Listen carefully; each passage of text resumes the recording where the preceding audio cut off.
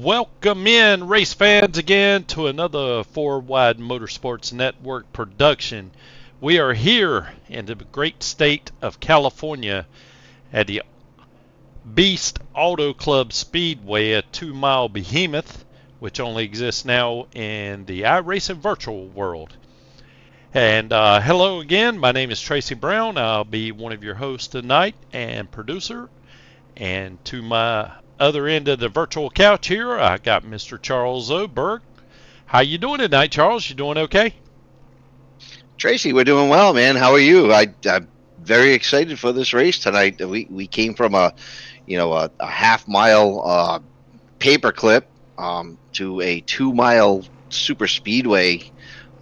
This is great entertainment. I hope everybody sticks by. I hope we get a bunch of viewers to come along with us, because this is going to be some excellent racing.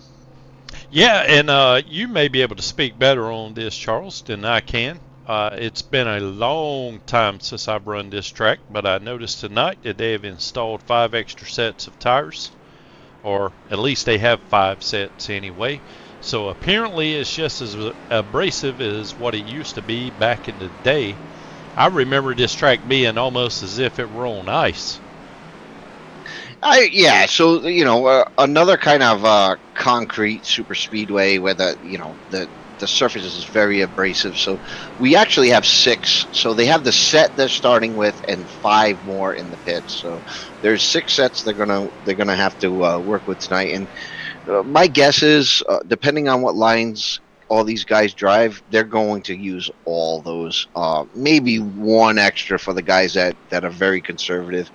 We're pacing now. So if we could get a rundown here, I got Stephen Luttrell sitting on the pole, Zach Tebow sitting right behind him, Hunter Carlson sitting in the second row, 3rd place. Wayne Cannon up to 4th. Whoa. That's pretty good. Matthew Corder, 5th. Scott Shive, he's in 6th. Austin Pax is in 7th on the 4th row. Chris Golden, Mr. Chris Golden is in 8th place. Bradley Young at row 5, he's in 9th. Colton Brenner, he's in 10th place in the 14. And let's get the rest of the field, Tracy. Okay, in row 6 we got in the 11th position, we got Zachary Nerney. To his outside be Chris Norris. Row 7 we got Benjamin Hollabaugh. To his outside be Ronnie Prickett, Gerald Berlin, and Yogi Schlier, and Daniel Jones. Mindfu follows up in the back end. Before we can get through the starting grid, we already have a caution on the track. So I noticed that, Tracy. That started very quickly. I thought they were going to have another parade lap, or half a parade lap anyway. It just seemed like they came around the corner and went for it. So yeah, we apologize for that as broadcasters. They got this race started. These guys are chomping at the bit to get this thing done. Absolutely. Oh man, we see Austin Pack got just a little bit loose, tried to catch it head first into the outside wall, and also I think he ended up collecting, yes he did, he ended up collecting Scott Shive in that. So there goes one of the 2 fast repairs, I'm sure, for both the drivers. Oh, absolutely. Those cars are totaled. As you see the 87 of Shive drive around, he no front end to that car. Very unfortunate. I don't know how the 81, that seemed uncanny how he hooked it so much. I don't understand how that car just took a right turn. That was uncanny. But hopefully get a fast repair done and get back on the track. But I hope that's nothing electrical or nothing with his rigs or pedals or steering wheel that disconnected him or something, because that didn't seem natural at all. Maybe a bit of net code or something happened there, because that was not natural. Yeah, that was an absolute nasty whip to that car. Oh And you can man. see it's absolutely destroyed from front to back. Definitely going to need a fast repair there, and unfortunately, Pat goes one lap down to start the race. Well, I tell you what, I think we got enough time to go back and take another look at it. Let's take a look at it from his in-car camera view. As we jump over here, you can see all the steam and smoke coming out of the engine, and magically, he's got a brand new car. But we'll go back and take a look at the replay real quick. This is inside Austin Pack's car. Oh yeah, just lost the back end. Just completely lost the back end. So, I want to back it up. famously, I just want to back this up a little bit, and I'm going to kill the tower here as well, because I want to see his hands as he's going through this thing, because the rear end's going to step out. Oh, yeah, he really turned the wheel to the right, and boy, when it bit, just a fraction of a second head first into the wall. yeah. So, like I was going to mention, Auto Club it's very bumpy. So, maybe he hit a bump just right and just didn't have any tire underneath him. It seemed like in that moment he had nothing underneath him in the rear end. The car must have just come up, been so light. He must have had a bit of steering angle in it already, and it just whipped around on him. And can't do anything about that. You're at that point. I think these guys are upwards of 150 miles an hour at that point, and unfortunately, you don't have tires underneath you. Your car is going around. Yeah, I totally agree with you. It's just I don't know, even in the virtual world, it's just something to watch. Such a wicked turn on that thing back to the right to the outside wall.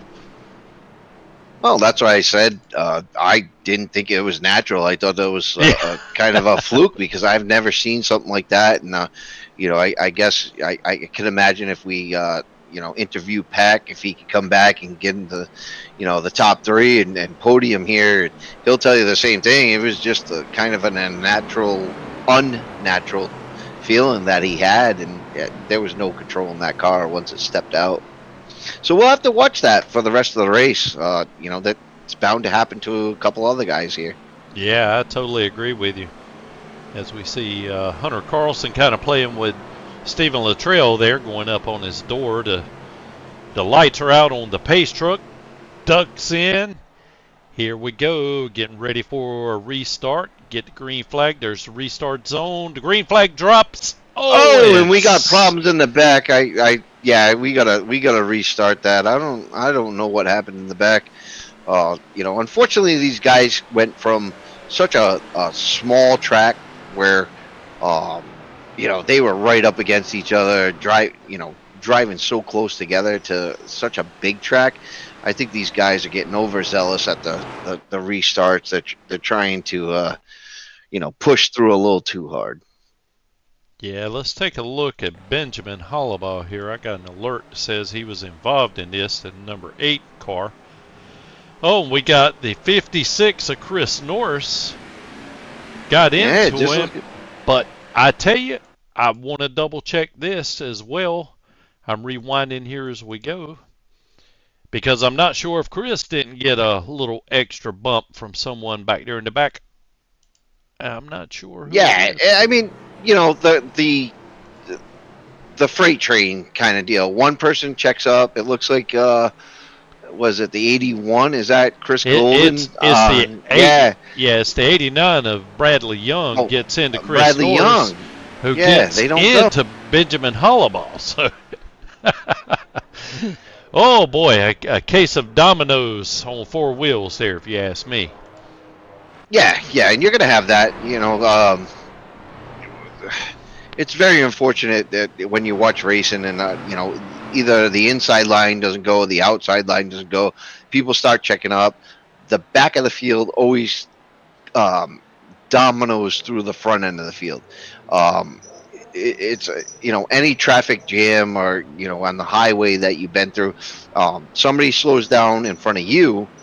You slow down, the guy behind you slows down, 4 or 5 cars back, they're actually stopping now on the highway where, you are still rolling, but you had to slow down to the initial event that happened. So it's an accordion effect that kind of trickles through the field. Oh yeah, and well, anyone who's been going down a 4-lane highway understands it, especially if you've ever been in traffic where you come to a complete stop without a wreck being up in front of you. It's that freight train effect. It just kind of gets worse and worse the further back in the line you go. Yeah, absolutely agree. Yeah. Absolutely agree. And then we're out west now in the great state of California, where they got about 8 lanes of traffic. I know it's for wide motorsports, but this track is famous for. I won't be surprised if some of these guys get 5 wide here, or they push 4 wide here once we get going. I know this has been kind of a pacing start to the race, but once these guys settle in and they could race with each other, the draft is going to be important, to tuck behind somebody and race with somebody. But when you come to the end of the race, everybody spreads out and everybody wants that win. So I wouldn't be surprised to see 4 wide finish here. Well, there's plenty of track to go that many cars wide, that's for sure. Yeah, it's spread out here, and this is one of those tracks where you hate to miss it, because it was a great track. Lot of great races here. Yeah, it took a lot of driver skill here as well, because even though it was a big track, it's not like, from what I remember anyway, you correct me if I'm wrong, it's not like a Daytona or Talladega where it's just full out the whole way. I mean, this track was slick enough that you had to, kind of mind your P's and Q's with the steering wheel there and avoid the seams and those sort of things. Plus, like you were saying earlier, a lot of bumps in this bad boy too, to kind of help get you a little bit loose through the corners. Yeah, absolutely. You hate to I know we raced the sim world, so there's a lot of haptic systems, butt kicker, which vibrates the car when you're going over bumps, or gives you a lot of feedback and information about what your tires are doing. By the time these guys are driving this track, their teeth are probably rattling halfway out of their head, because this is a tough track to drive. Absolutely, and I just kind of want to give a quick shout out real quick to Emmett Crow and his family. I understand his significant other, Katie, lost her stepmom I'm not sure if it was a day, don't have all the information there, but just kind of want to give a shout out to condolences to the Crow family, and wish everyone well, and really sorry to hear about that, and just want everyone to know that you're in our thoughts and prayers as we view this race tonight, and just let you know that we're thinking about Emmett and his family. Absolutely. Emmett's a big part of the series, and a heck of a guy, and the losses in any shape or form is hard to deal with. So our thoughts and prayers are with him and his family and friends, and you hit the nail on the head, man. We're all interested in a hobby here, but when it comes down to it, we all got each other's backs, and families first here with this. And I think Wayne does a really good job of letting everybody know, like, hey, we're family first in this league. Absolutely, Charles. I tell you, I just happened to notice we got a couple of cars up front here. One of them being the 13 of Zach Nerney, and I think the other one is Zach Tebow. Even though they have completely different sponsors, the cars are painted similar enough that we're going to have to be on our P's and Q's here to keep those guys apart. No, I got to say, I think last week, at Martinsville, I was a little confused by the paint schemes, because they look so similar, but they are very different. But as an announcer, and you're trying to watch things go by your screen, I pay attention to the race. I'm paying attention to a lot of other other screens that I'm looking at just to get you guys as much information as I can. But those cars are pretty much equal, and now they're riding side by side. I just seen Wayne trying to take a position on the 14. 14 kind of lets Wayne go there. Thought better of pushing the issue. And it looks like these guys are finally settling in here. Now we got a race going on. Oh yeah, a lot of track to work with here, and even our buddy Chris Golden there, I'm not exactly sure what's going on. He's going with more of a matte paint scheme this week. If he'd had the reflection going on, reflecting that gold, we'd have a hard time seeing the other cars on track with all that reflection. But good to see old Chris out there having a good night tonight, running in 7th, up 3 positions. Yeah, always good to see Chris out on the track. I know he's got a lot to do with the ARCA series, and a real busy guy. So it's always good to see him out there. But it's nice to see the car a little less shiny, a little less blinking. As the 14 loses it, and the rest of the field, the rest of the field misses Colton. Thank God, because at this track, you could gather everybody really quick. That's for sure. We'll take another quick look at Colton here and see if we can figure out exactly what happened. I don't know if it really matters or not, but in the NASCAR world, they say to keep your right tires off the seam, and I noticed in the virtual world here, Colton went right through the corner with his right tires on the seam. Not sure if that had anything to do with it or not, but we'll take another look at it. We'll take a look at it in the in-car. I see those right side. Well, maybe he didn't ride them as much as what I thought. Yeah, it doesn't take much here. You got to kind of. I know it's technically a super speedway, 2 miles, high banking, but you really got to kind of feather the throttle a little bit through the corners. So keep your tires contact to the racing surface. If you push too hard or you get back on it too soon, the tires are going to break on you. It's one of those tracks where it seems simple enough to drive, but it takes a little finesse here.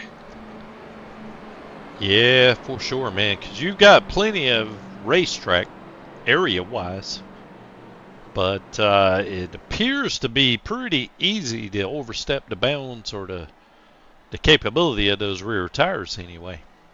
Yeah, as we got half the field coming in, Tebow decided to stay out, Narni decided to stay out. I think Golden might have decided to stay out, but the rest of the field is coming down to the pits. Pit cycles already. What are we? 15 laps. Yeah. Yeah, this has got to be a fuel thing. I don't think we've run most of the races on caution, so I don't know if I would use a set of tires here. I think I would go with fuel, as many guys did. I think you see that. I got a lot of guys leapfrog Luttrell and just took gas. So that's the strategy I would be on, is more of a gas strategy than a tire strategy. Yeah, you're exactly right there, Charles, because, Steven, he was one of the first ones into the pits, took on 4 tires, and he's going to be one of the last ones out in that exchange. And, I say how I feel, but Steven's always been up front. He's always, he dominated the first few races he joined here. Three podiums in a row, and many other second, third, top 5s or whatever he's had in this league, leading in points right now. So it's hard to second guess him. He always seems to know a little bit more than I do, but that I think I would have. You didn't, in 15 cautions laps. You didn't really use up a lot of tires, so I might have saved those. Like we got Narni, Tebow, Golden. I think Young didn't stop either. I think Berlin was the first guy that stopped, if I'm not correct. I'm not sure about that, but you did lead me into a perfect segue here. I've been working on something here, got the points totaled up before this race. So I'm going to at least flash it up here so we can kind of take a look at our points leader, Stephen Luttrell. He moved up 5 positions to take over the leader, or the number 1 position in points. And you can see Hunter Carlson, he moved up 6 spots to go into the 2nd position. Those guys are always bringing the heat. They always seem to be battling for the lead, so I expect those guys to kind of stay up front. But you see Wayne Cannon and Daniel Jones, those two don't necessarily always start at the front, but you always kind of see them at the end of the race. They always are making their mark here. And I'll kind of toggle through these things just so everyone can see kind of where we're stacking up as far as points go this season in Gen4 Cup Series.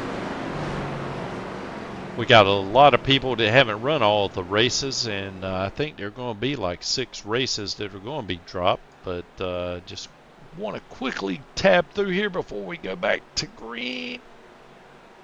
There we go. You got it. Nice. Okay. Hey, that was some good racing, Tracy. That was great racing. As Tebow gets a great start. Oh, yeah. I mean, so Tebow coming off the win at Martinsville, that was a short track, and getting a great start on this 2-mile track. So we're going to have to keep an eye on him. Luttrell is the leader in points, but Tebow showed a lot of promise here. They're going to have to watch out for him. Yeah, he's up there. Yeah, I'm not exactly sure what happened. We may have to just kind of rewind back again to the green flag. Oh, no. Yeah, there's a 4th caution. I missed that. I was watching Tebow's jump off this restart. I was like, wow, he got a great jump. We have a caution somewhere in the back, and a lot of guys, that beautiful 17 of Daniel Jones in the turning point cars, all banged up there. Well, I'm showing Stephen Luttrell was involved with this. Oh, man, it was just another one of those freight train incidents.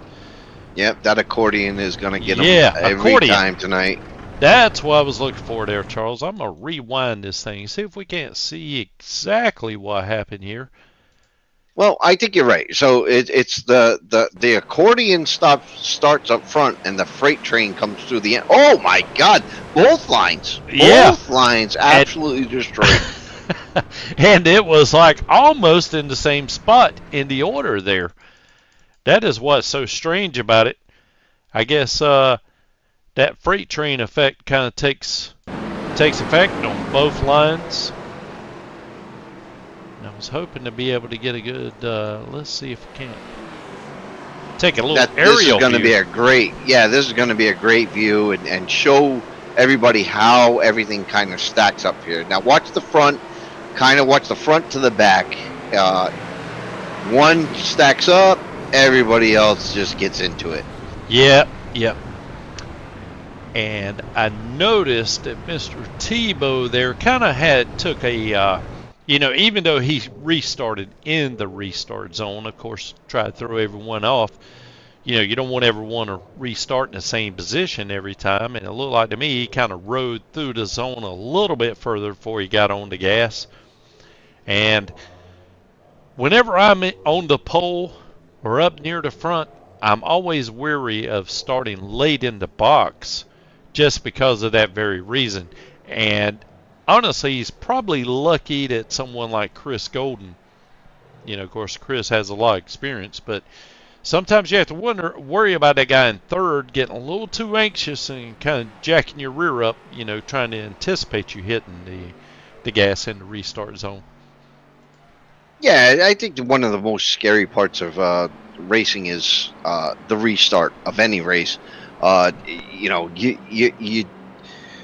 You need to know when to get on the gas. You need to know when not to get on the gas. You're following the guy in front of you, So, that tells you when you need to gas it up, but you also got the guy behind you. And, if you step on the gas a little too much because the guy in front of you, you don't anticipate the guy in front of you slowing down, the guy behind you is doubling that momentum already.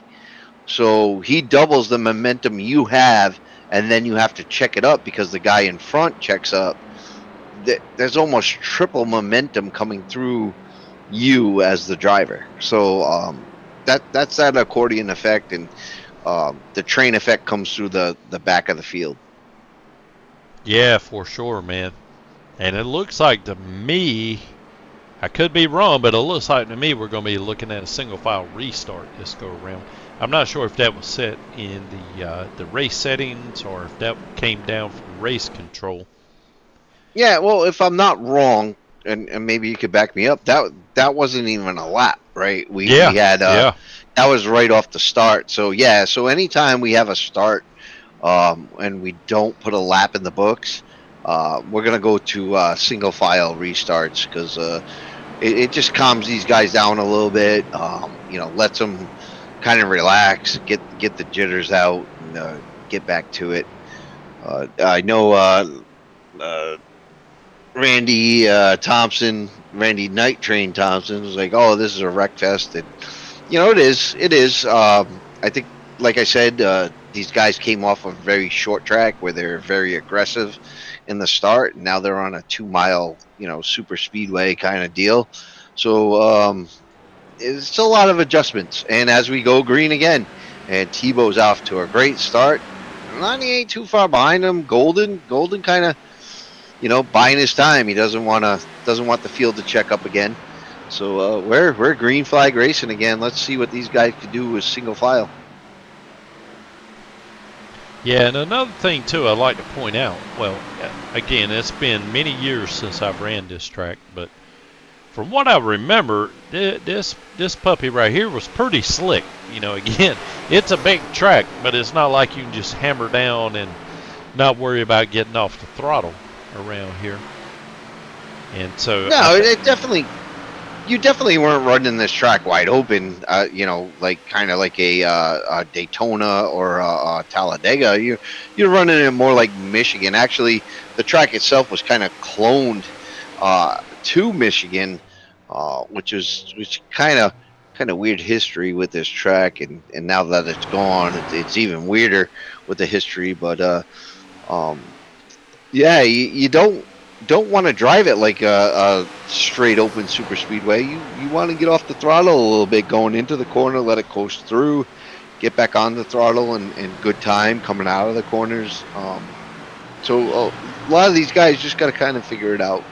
And going from such a short track to this, it's a learning curve. Oh yeah. Plus with these cars, I know we had an hour of practice, but sometimes it seems like testing needs to be, done all week long. Right. Yeah. I know I do.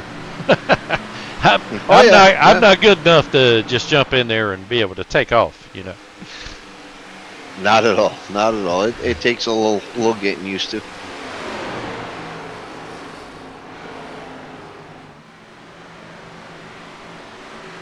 Oh, it looks like Luttrell's trying to split the Red Sea there. He wants to come up through the field, but he's kind of held up by a couple guys in front of him, and some good side by side racing. I don't know if you really want to be side by side.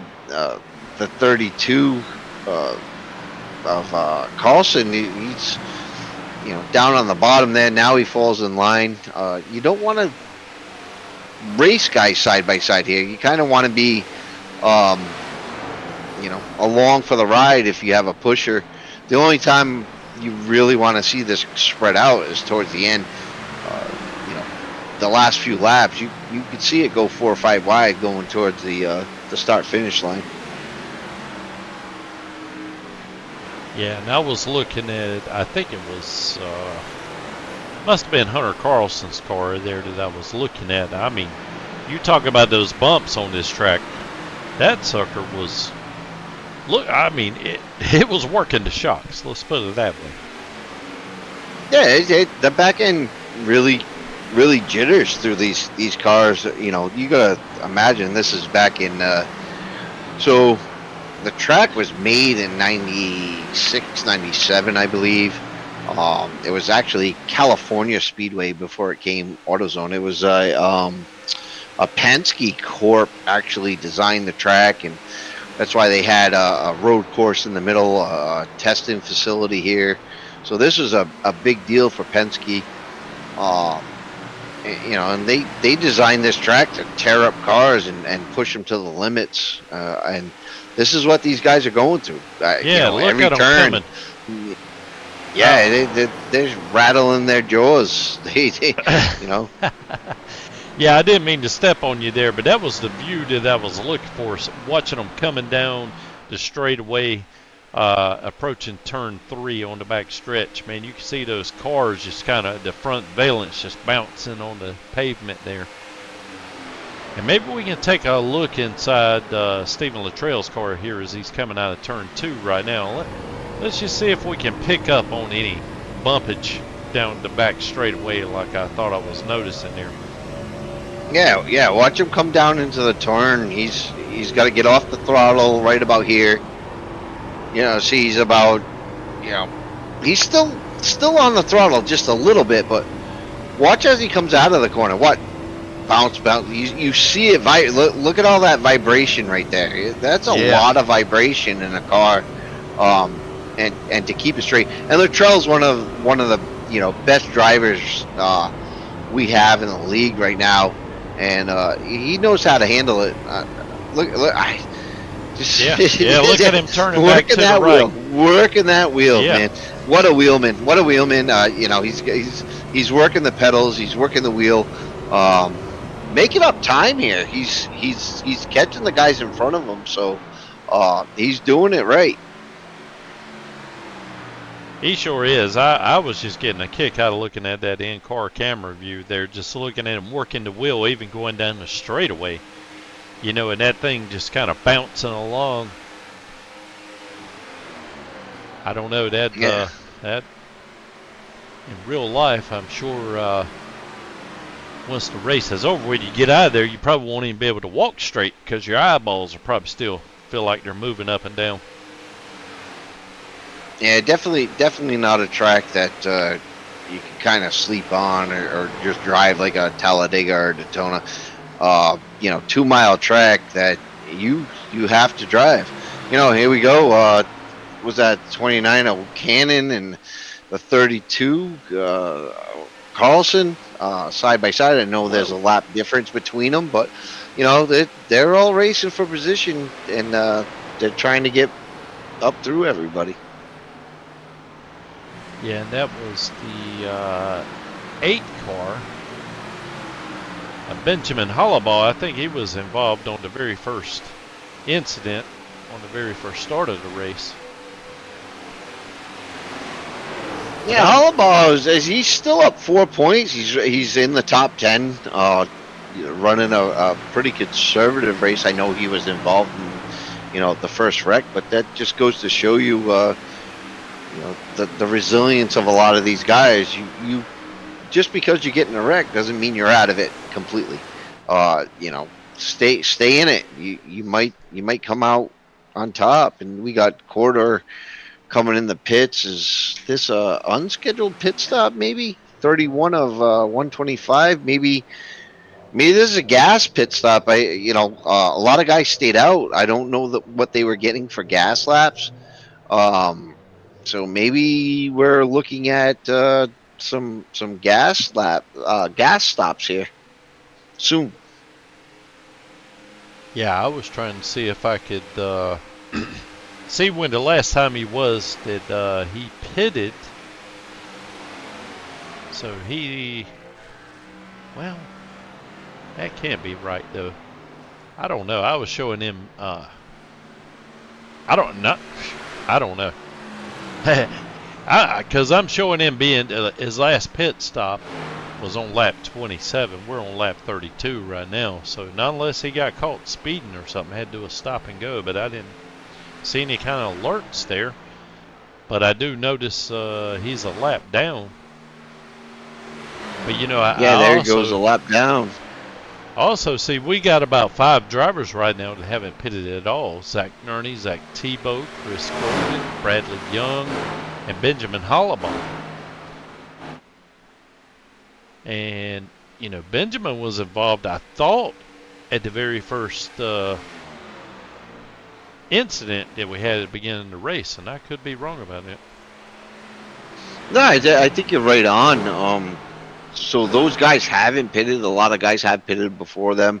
You know, remember when a lot of the guys came down, they took gas only, so they were able to drive a lot farther. Here is the 13 of what was the 13? Zach Nerney out of Nerney, Skeetertown, Virginia.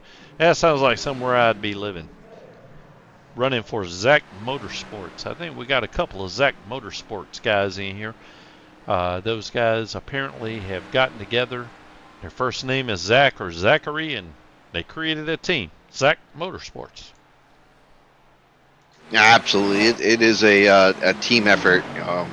You know, you're not going to get too far by yourself here. You know, especially on drafting tracks and tracks you need help. You can't do it on your own. So guys that are finding teams and, you know, good camaraderie with other racers, that's awesome to see in the league. And as the points playoffs play out, you're going to see more and more of guys, you know, teaming up and finding those alliances because you need them. You need them to win a championship. How about old Chris Golden? He cracked me up there. He's got student driver on there, and on his spoiler, he's got how's my driving. Oh, my goodness. As we see him coming in for his first pit stop of the night, as well as Bradley Young coming in there in the Studio 86, number 89. You know, they were doing really well.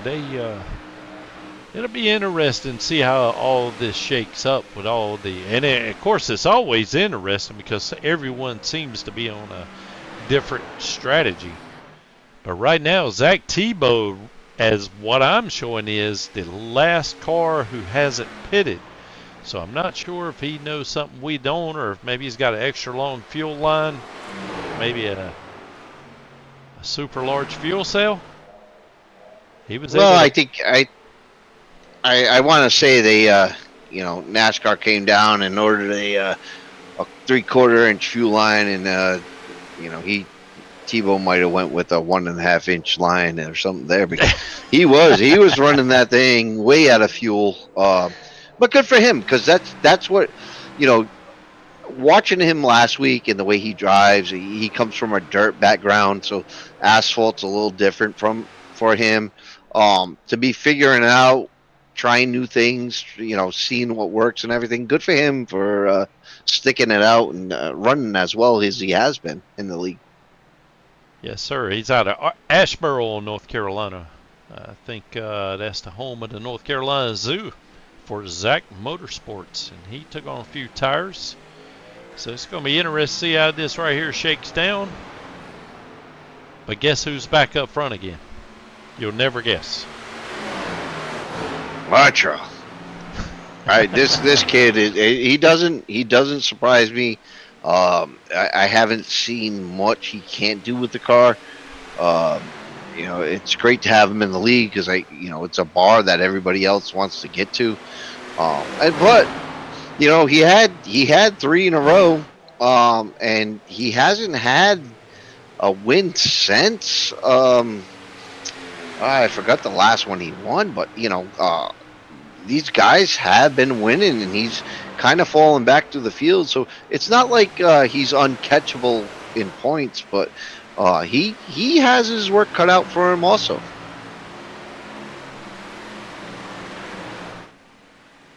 Oh yes, and it like I was mentioning earlier, at some point in time, all these different strategies kind of come together in the middle of the race, and I am completely lost at what's going on or what these guys are thinking. I think some guys are thinking take fuel early, hopefully be able to help them out. As we see Gerald Boleyn, he's headed to pit road right now. But the best that I can figure from the statistics here, it looks like, well, I was fixing to say we could go maybe Well, I'm not even going to say it because I'm wrong. I was getting ready to say we could go 50 laps on fuel, but obviously not. We're only on lap 40 right now. Do you happen to know, Charles, approximately how many laps they can go on fuel on this track? No, I actually I'm totally lost on the fuel average, and usually we have our Austin Cansdale in our you know race analysis. He's in our in-car analysis, but right now I'm guessing it's got to be around maybe 30, 35 or so, because the I way think you're right because the way the pit stops have came out, it seemed like guys came in early after those few cautions, and now they're coming back in, and they were only like 10 laps of cautions in at the beginning. yeah, and Zach Tebow took it to the limit, I think, and I noticed that he hadn't even pitted until lap 36. So I'm going to say that's the high limit mark for how many laps you can go. So that should put him being able to go to about lap 72, as long as he doesn't get any more accidents or incidents or anything, strictly on fuel mileage. So he may be able to make it in one more pit stop.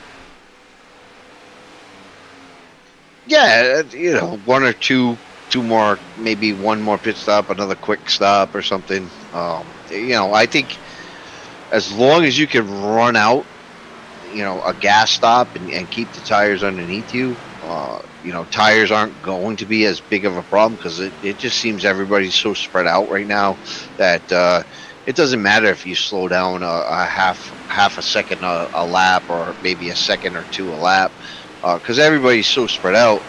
I would play the fuel game and save tires, and use all those good tires at the end. It's a big track, so you could get some tires on and make up a lot of time at the end.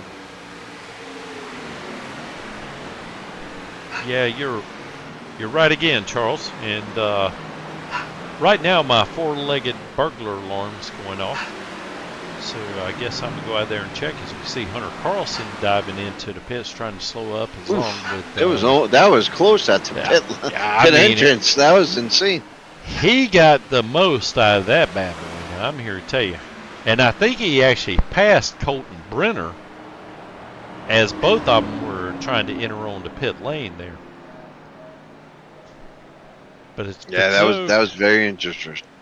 Well, if it's okay with you, Charles, we're about almost, let's see. I'm not exactly sure. We're lap 44 out of 125. I can't do math quite that good, but it's about a third of the way through. Looks like everybody's kind of settled out. If you're in agreement, I say we take a broadcaster pit stop, and we'll just see if we can't be back in a few minutes. What do you think? Yes, sir, Tracy. I mean, the race is going to dictate itself from here on out, and we'll be back shortly to figure out what's happening when we've left. Absolutely. I'll put Charles right on it, and I'm going to delegate him to figure out all the strategy of everyone, and I'm sure he'll be ready to explain it as soon as we come back. We'll be right back.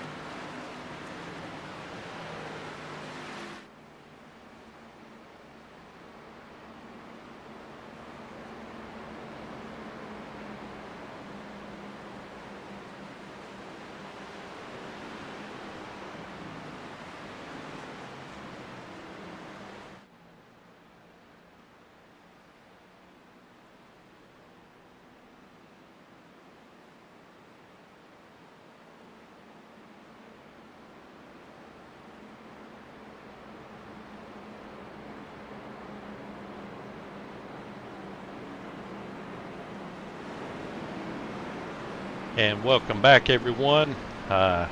Just so that you know, I disarmed my four-legged burglar alarm, shut the door, closed the blinds, took a pit stop myself, and as we were returning, me and Charles here were just discussing.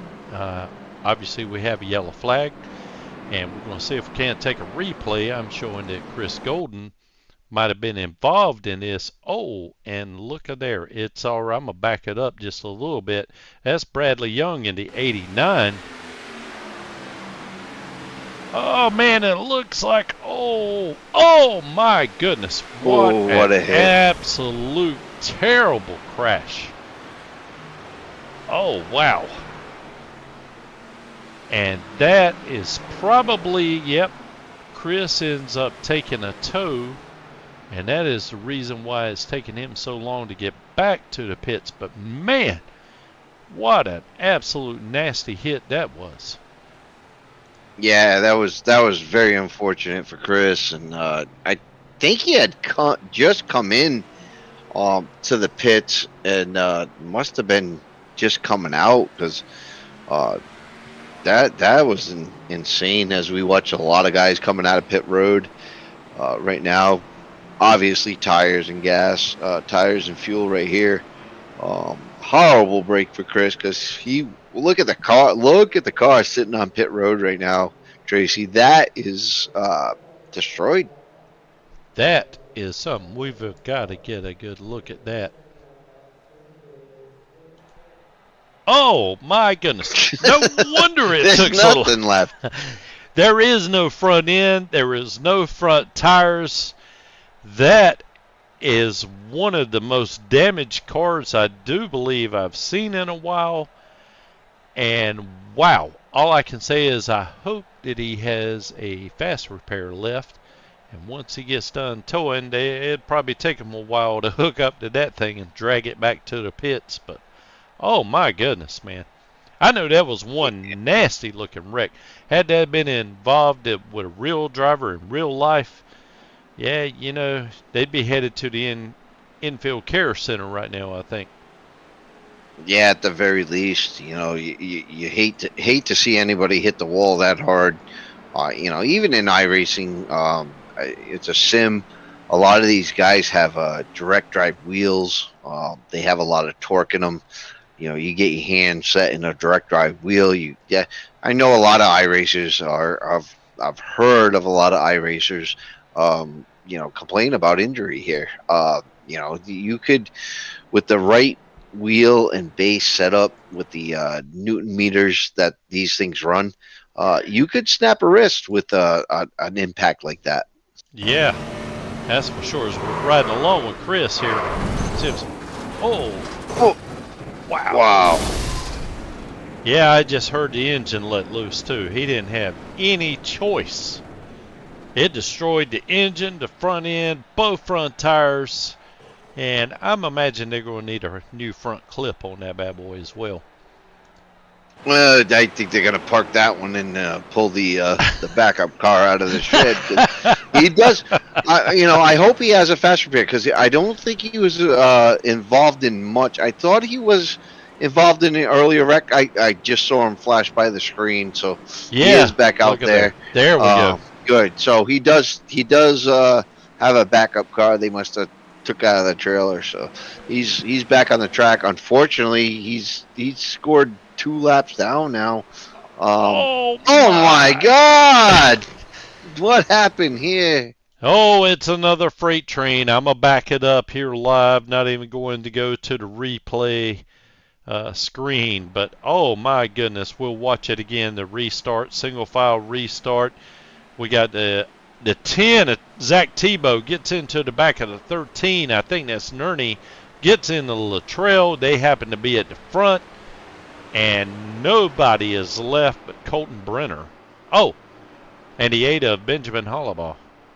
Wow. Hollabaugh out front in that. Yeah, he escaped everything there, but nobody behind him really came out of that.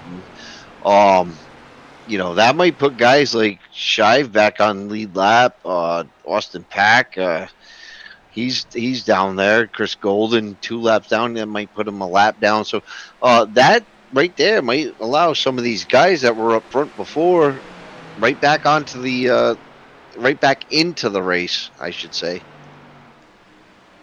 Yeah, we had so many. I'm just trying to scroll through here, and oh wow, I don't even know where to begin. I tell you what, this is a sad story, but I'm gonna see what it says here for Chris Golden, who just had got a complete rebuild, went to the backup car. Here he is making it. Did he make it through? No, he didn't. Luckily, oh, sustained a little bit of damage there.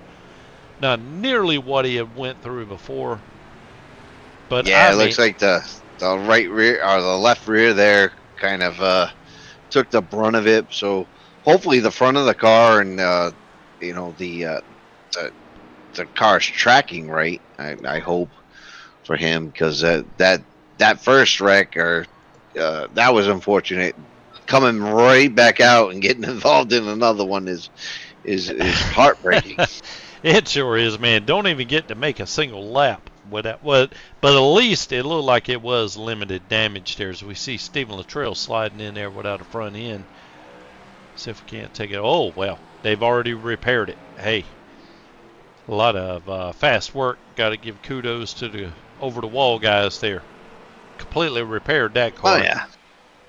Yeah, they got two cars in the hauler that they can pull down and switch out. So the driver's just gonna crawl out of one and back into the other. It's a brand new car for him. That you know, iRacing fast repair thing is because you know, things happen so quick. Just to end somebody's race on one incident. I know there is a lot of leagues that do kind of are very strict. If you know you hit a wall or you get any damage and you can't run, that's it. You know, night's over for you. This league kind of gives you a second chance because so many little things happen when you're iRacing. You can't really help it, and it gives you what, three chances on the track to give you a sporting chance to win, or not win, but you know, have a decent finish. Right, and a lot of these drivers here, even though some of the ones that run up front we pretty much consider them professionals, aren't. And we have a wide range of people that are racing with us that have a wide range of experience as well. And so you'd hate to see a more inexperienced person mess up, maybe bounce off the wall and take out someone who does have more experience, and it more or less would just end their night like we had tonight on the very first green flag. So it's like you said, gives everyone a sporting chance anyway. With two fast repairs, you can still run it hard, but you got a couple of backups there in case something goes wrong. But a couple of these guys are probably have already used them up. And so they are really going to have to take the second half of this race and be really, really careful, or else their night's going to be over with. Yeah, and that's kind of how it goes. You only got so many chances on the track as the pace truck dips in. We're actually single file here, so hopefully this is a little better start than the last. It does look like everybody kind of gets off in a timely manner.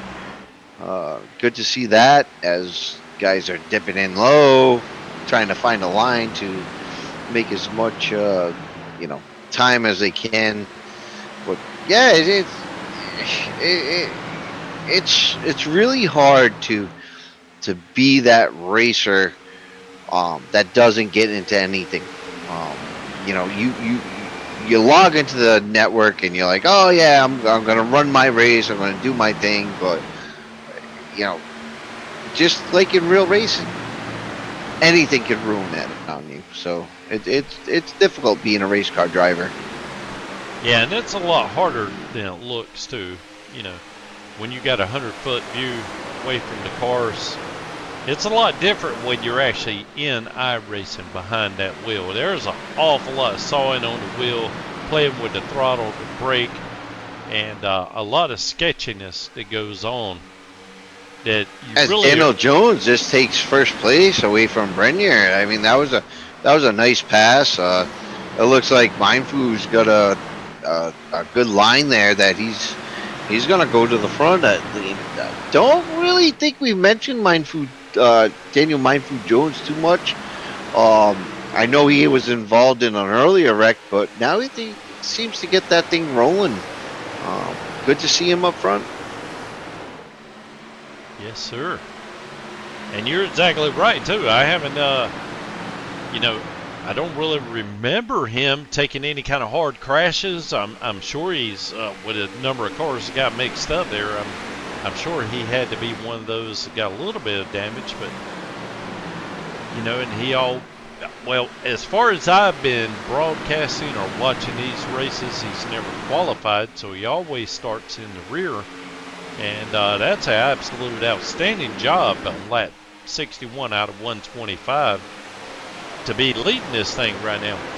And also, the last time he was on pit road was on lap 51, so he's only got like 10 laps on his tires and 10 laps of fuel that he's burned off here. So there's a lot of other guys that have been in since then.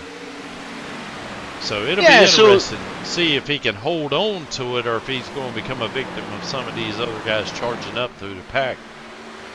But yep, no, I agree with you, Tracy, and I think you know, Brenier's running in second, staying right behind him, but you know, he's almost 8 laps on older tires, so I think a lot of these guys are going to start catching them. You know, shout out to Nicole Brenier. You know, she's rooting for him, and rightfully so. But you got to kind of be worried about that. Are these guys going to catch him, or is he on a different strategy where he's going to have better tires towards the end?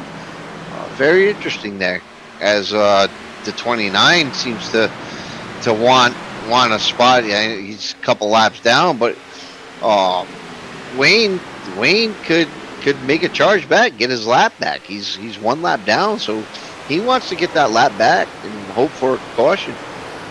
Yeah, right now he's in the lucky dog position, so he'll definitely get it. If there is another caution, hopefully it won't be involved with it to negate that.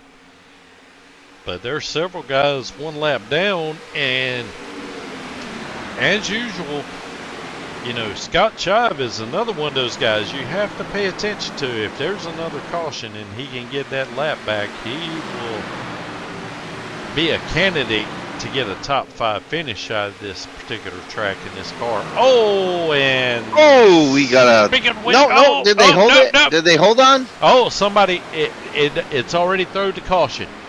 Yeah, that was a quick caution. You kind of would hope in your heart that would have, you know, played out because the guys kept going. But on such a big speedway, they do tend to throw the cautions a little bit more cautiously. Sorry about the pen, but yeah, they do throw the cautions a little more cautiously on a super speedway. Well, let's take a ride with Wayne here and see if we can figure out exactly what happened. We'll take a look at this particular view here first.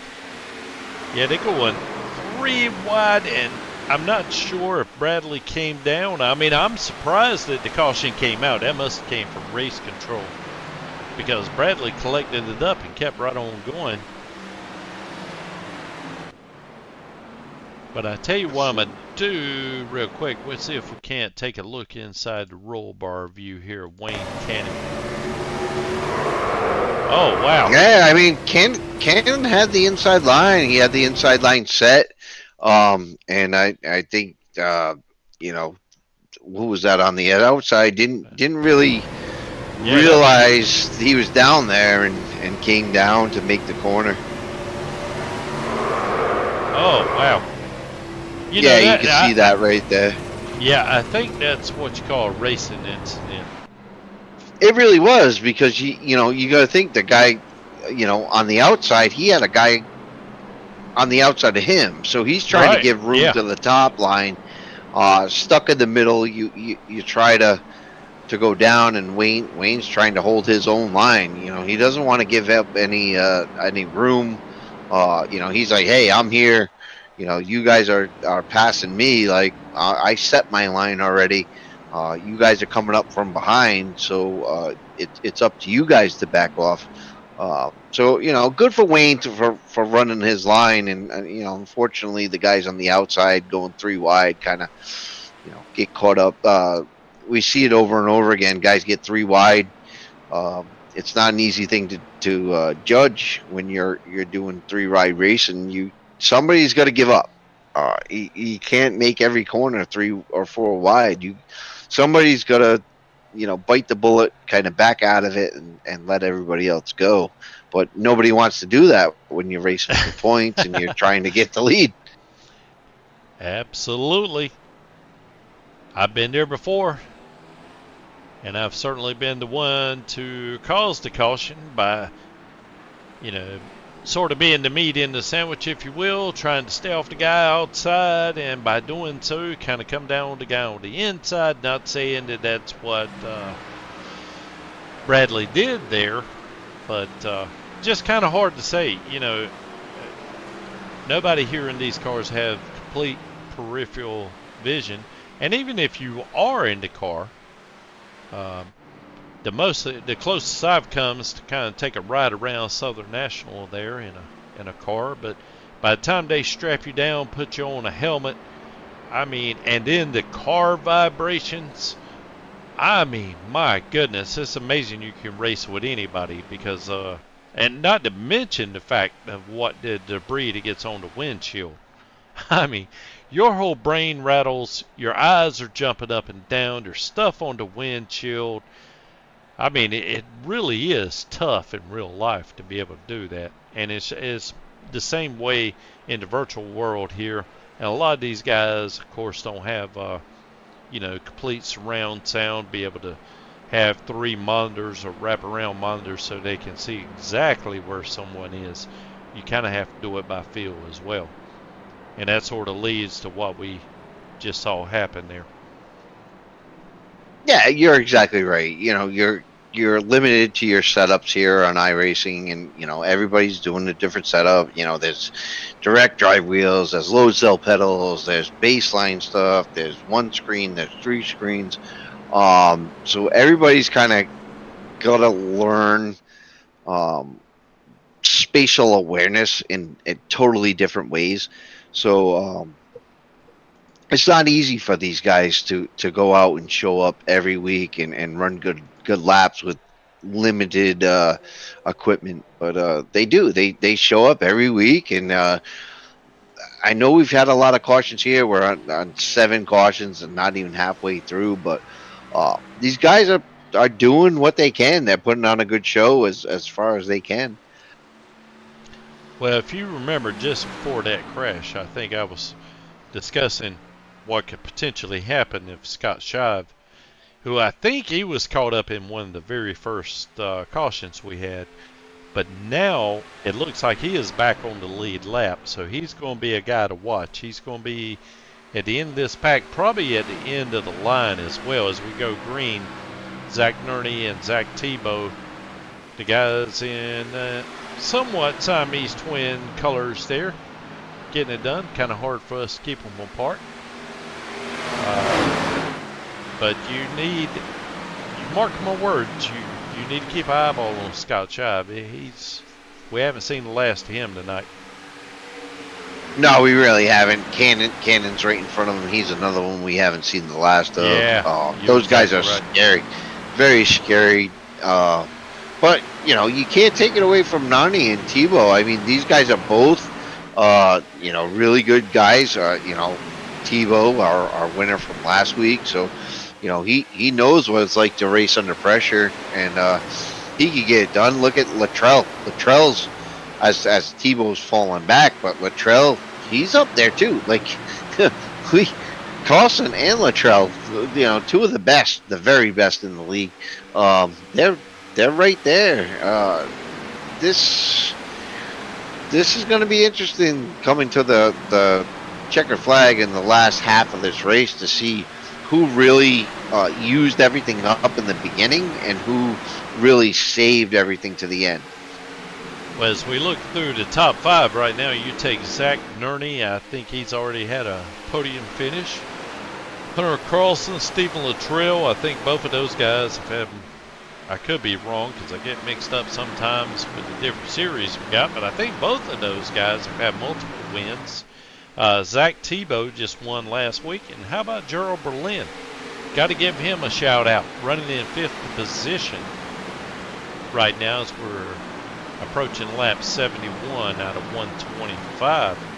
Got to give him credit. That car looks good. I don't see any damage on it anywhere, and he's running in the top 5 right now. Yeah, no, I always like seeing Berlin. You know, after the races, we talk quite a bit and stuff. What a great guy he is. But you know, glad he doesn't have he usually has some sort of sweets on his car, you know, Skittles or M&Ms or whatever he has. It always makes me hungry. Oh yeah, and pizza. Glad he has a cartoon. Yeah, you know, something I don't have to go and you know, grab a snack with. But great guy. Makes me hungry every race. But we watched him in multiple races, and you know, he always seems to get caught up in something stupid. You know, nothing of his fault. He just ends up falling victim of, you know, the back of the pack or whatever happens. So Jay, love seeing him competitive, and I think he's due for at least a podium or, you know, even a win here. Yeah, I totally agree with you there. He's having a tremendous run tonight as we see the number 10 machine of Zach Tebow.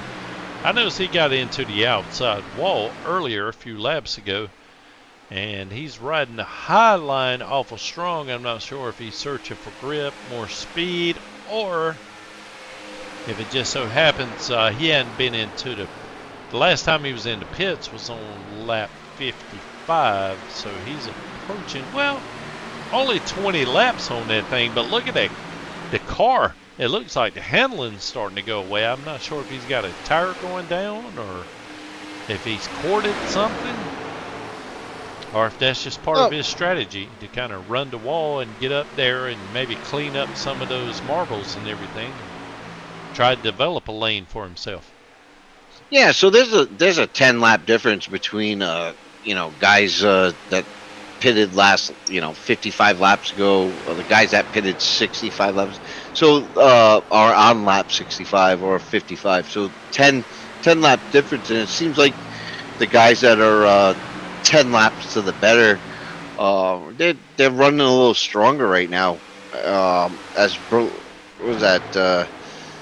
We got Narnia just keep trading spots right now. I think there's a 10 lap difference in tires right there, so that might be the difference coming down to it.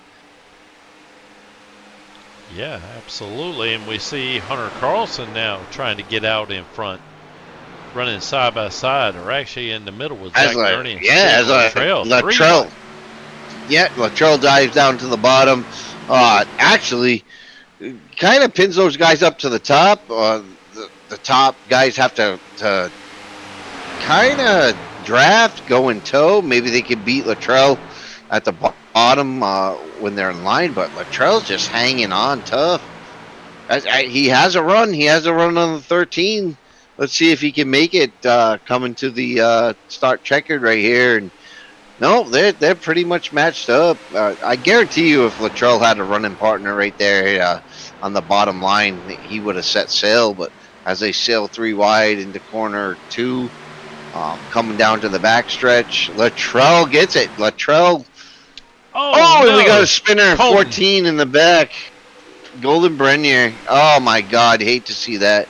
I know he's got a support fan in the chat right now, but hate to see that.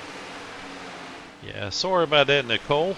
But luckily, We do have a couple of fast repairs, so maybe he'll be able to use one of them. Maybe he hasn't burned through them. Yeah, hopefully. Yeah, hopefully he didn't get caught up in a lot of those restart mayhems, and it'll be interested to see what he does when he comes into pits. But that we kept green. We're not under caution. I'm sorry. Might put him down a lap. Yeah.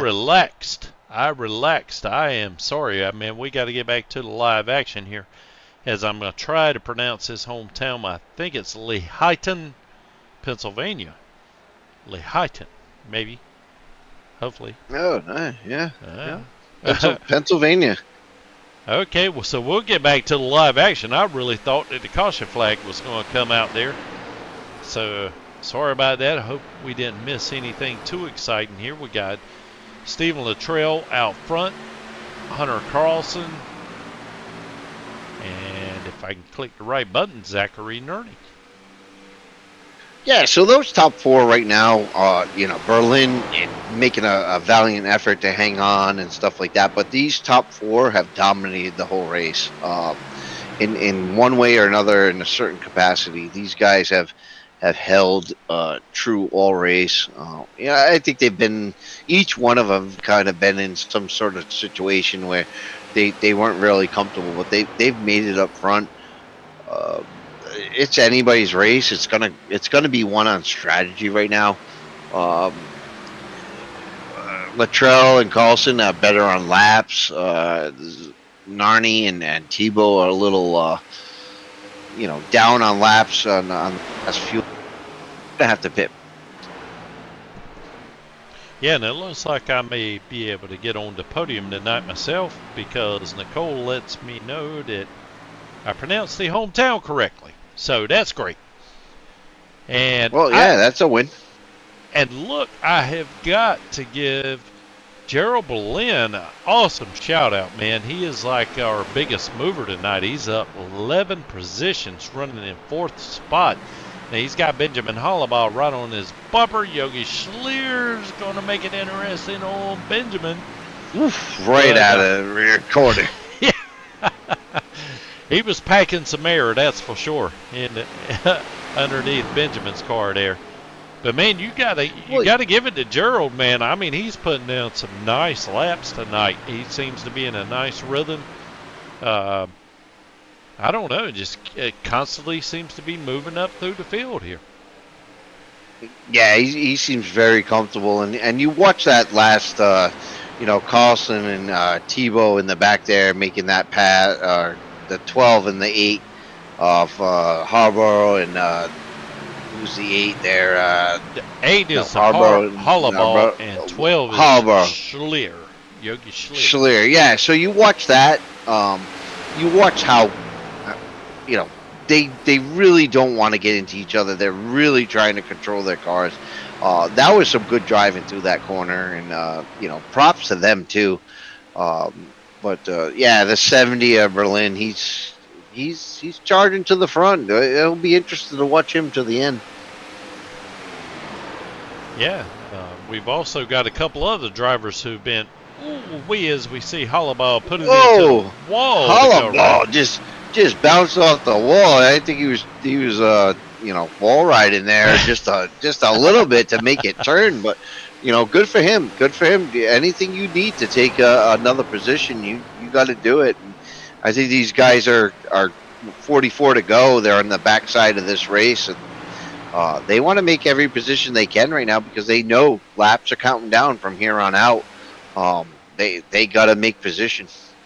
Well, I only hope that I haven't jinxed Gerald like I did every other driver in the field last Friday night.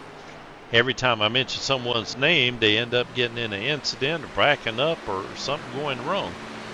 And now we see Gerald. I'm not sure if he's burned through his tires. Maybe he's in fuel conservation mode or whatnot, but he's backed up to 4th.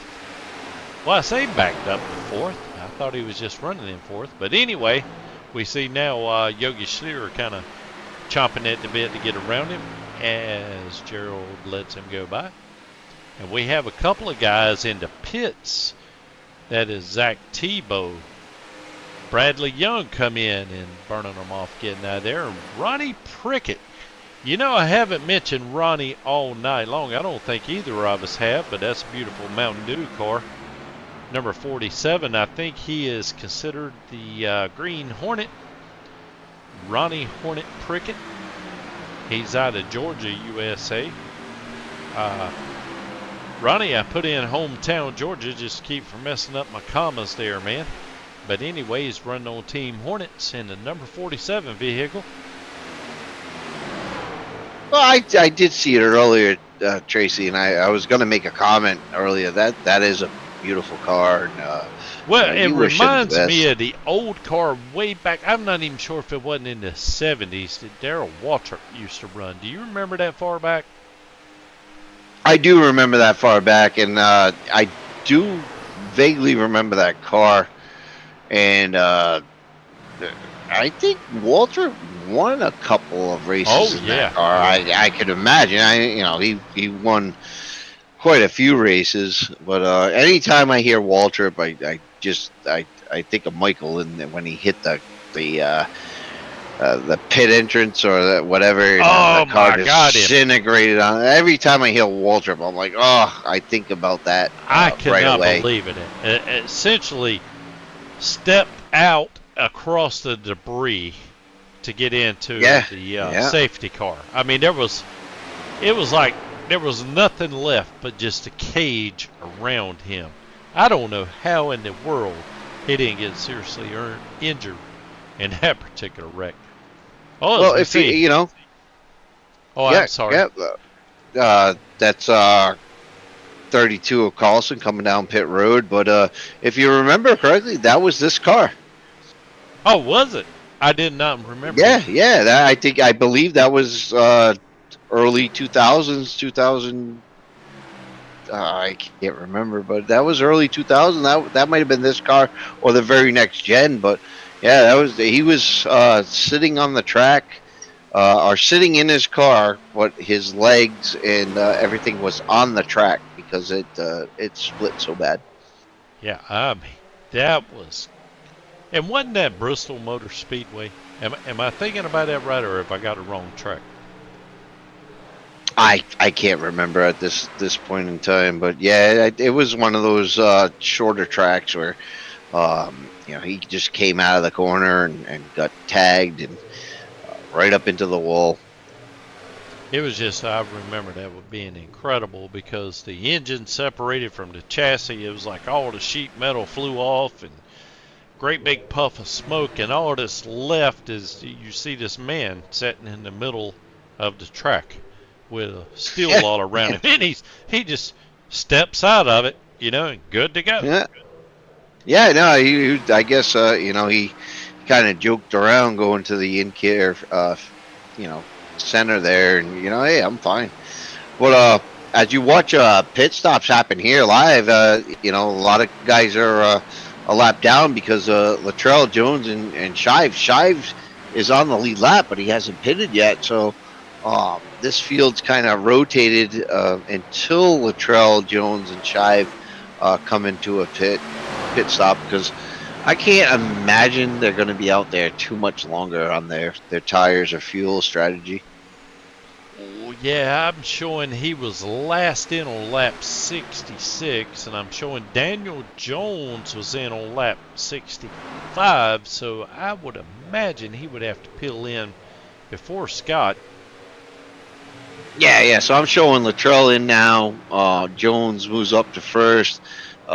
Shive's going to be right behind him, but Narni and Hunter Carlson pitted on last 86, and Hollowball is lap 87, so those guys got some good tires and good gas. They can make it to the end. We're only 36 laps to go. Yeah, especially if this thing stays green the whole way. They won't if they have to restart them, they're going up against guys with new tires, so might be able to get them on the guys with new tires might be able to pass them in the first couple of laps. But if this thing stays green with their lead that they have right now, yeah, this is going to be interesting. And how about my boy Shive? I told you, We haven't spoken the last to him. Back up front. Back up front, yeah. I'm sure the night didn't go the way he originally planned or the way he initially had his strategy, but doggone it, man. He's back out there in front again.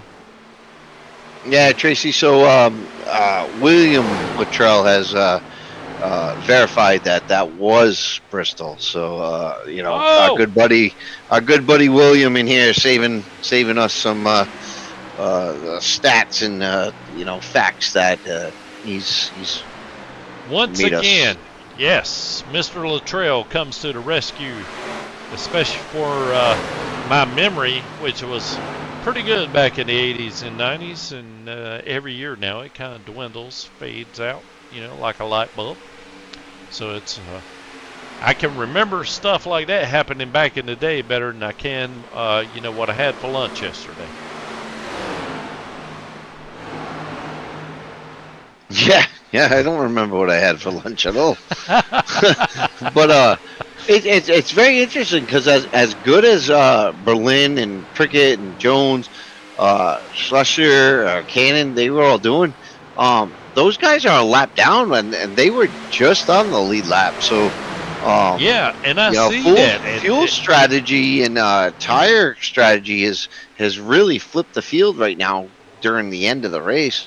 Right, and I think that these guys that are up front, Scott, for instance, he pitted on lap 66, or he pitted last on lap. I'm not sure if he'll be able to make it all as he comes in right now.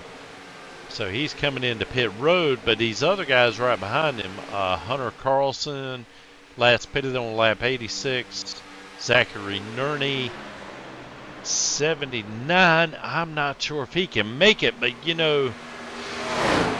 I'm just sitting here trying to add up the laps in my head. That would put Hunter Carlson having to go about 25, 35, 39 laps on fuel. Yeah, that might be just the window. I mean, we're looking at a bunch of guys that might have to do a splash and go towards the end, or might run out. Our in-car analysis, Austin, not here tonight, and he's one of those guys that takes that gas tank and runs it completely empty. As many chances as we got, so it would have been interesting for him to give us that analysis. But I feel bad for the viewers at home. We really don't have the fuel analysis tonight. But this could get interesting on fuel. Yeah, I think originally Zach Tebow, if I'm not mistaken, now I could be wrong. Of course, now he did have a couple of caution laps, or several caution laps, but I think he went about 37 laps on fuel. So I'm not sure if Hunter can take it that far or not without the luxury of having a couple of more cautions, I think, and he would be able to kind of clutch it around there and make it. But I would hate to be in his shoes right now, because that's a tough decision, man. You're out front, got a big lead, it looks like everybody else is going to have to pit except for you, but Mr. William Luttrell just happened to notice Steven, he last pitted on lap 89, so he's got 3 laps on Hunter. So Steven's got to be feeling better about his chances of being able to make it, especially if there's another caution. So, like you said, you think Carlson could kind of save or conserve, or he really can't, because Luttrell's within a second of him. Yeah. So he really can't do much in the form of, hey, I'm going to save myself for the end, because Luttrell's right there, and Nerney is, even though he's 2 seconds back, he's better. What? Almost was Nerney. Where is he? Yeah, he 79. I mean, he pitted pretty high up there too. I don't know if Nerney can make it or not, because essentially he would have to go 46 laps, I think. I don't think Zachary Nerney can make it without a caution. coming out. So Yeah, he's gonna have to have a splash and go. But if the two guys in front of him, Hunter Carlson's gonna, drag this out as much as he can, and Luttrell's gonna be right behind him. But if those two guys kind of chew up their gas, Narni might be able to take a pit stop. Tebow, he's the next guy in line. He might be able to leapfrog all three of them and get the win here. So it's anybody's win right there in the top 3 or 4. And don't forget Hollowball. He's in the mix too. He pitted 90.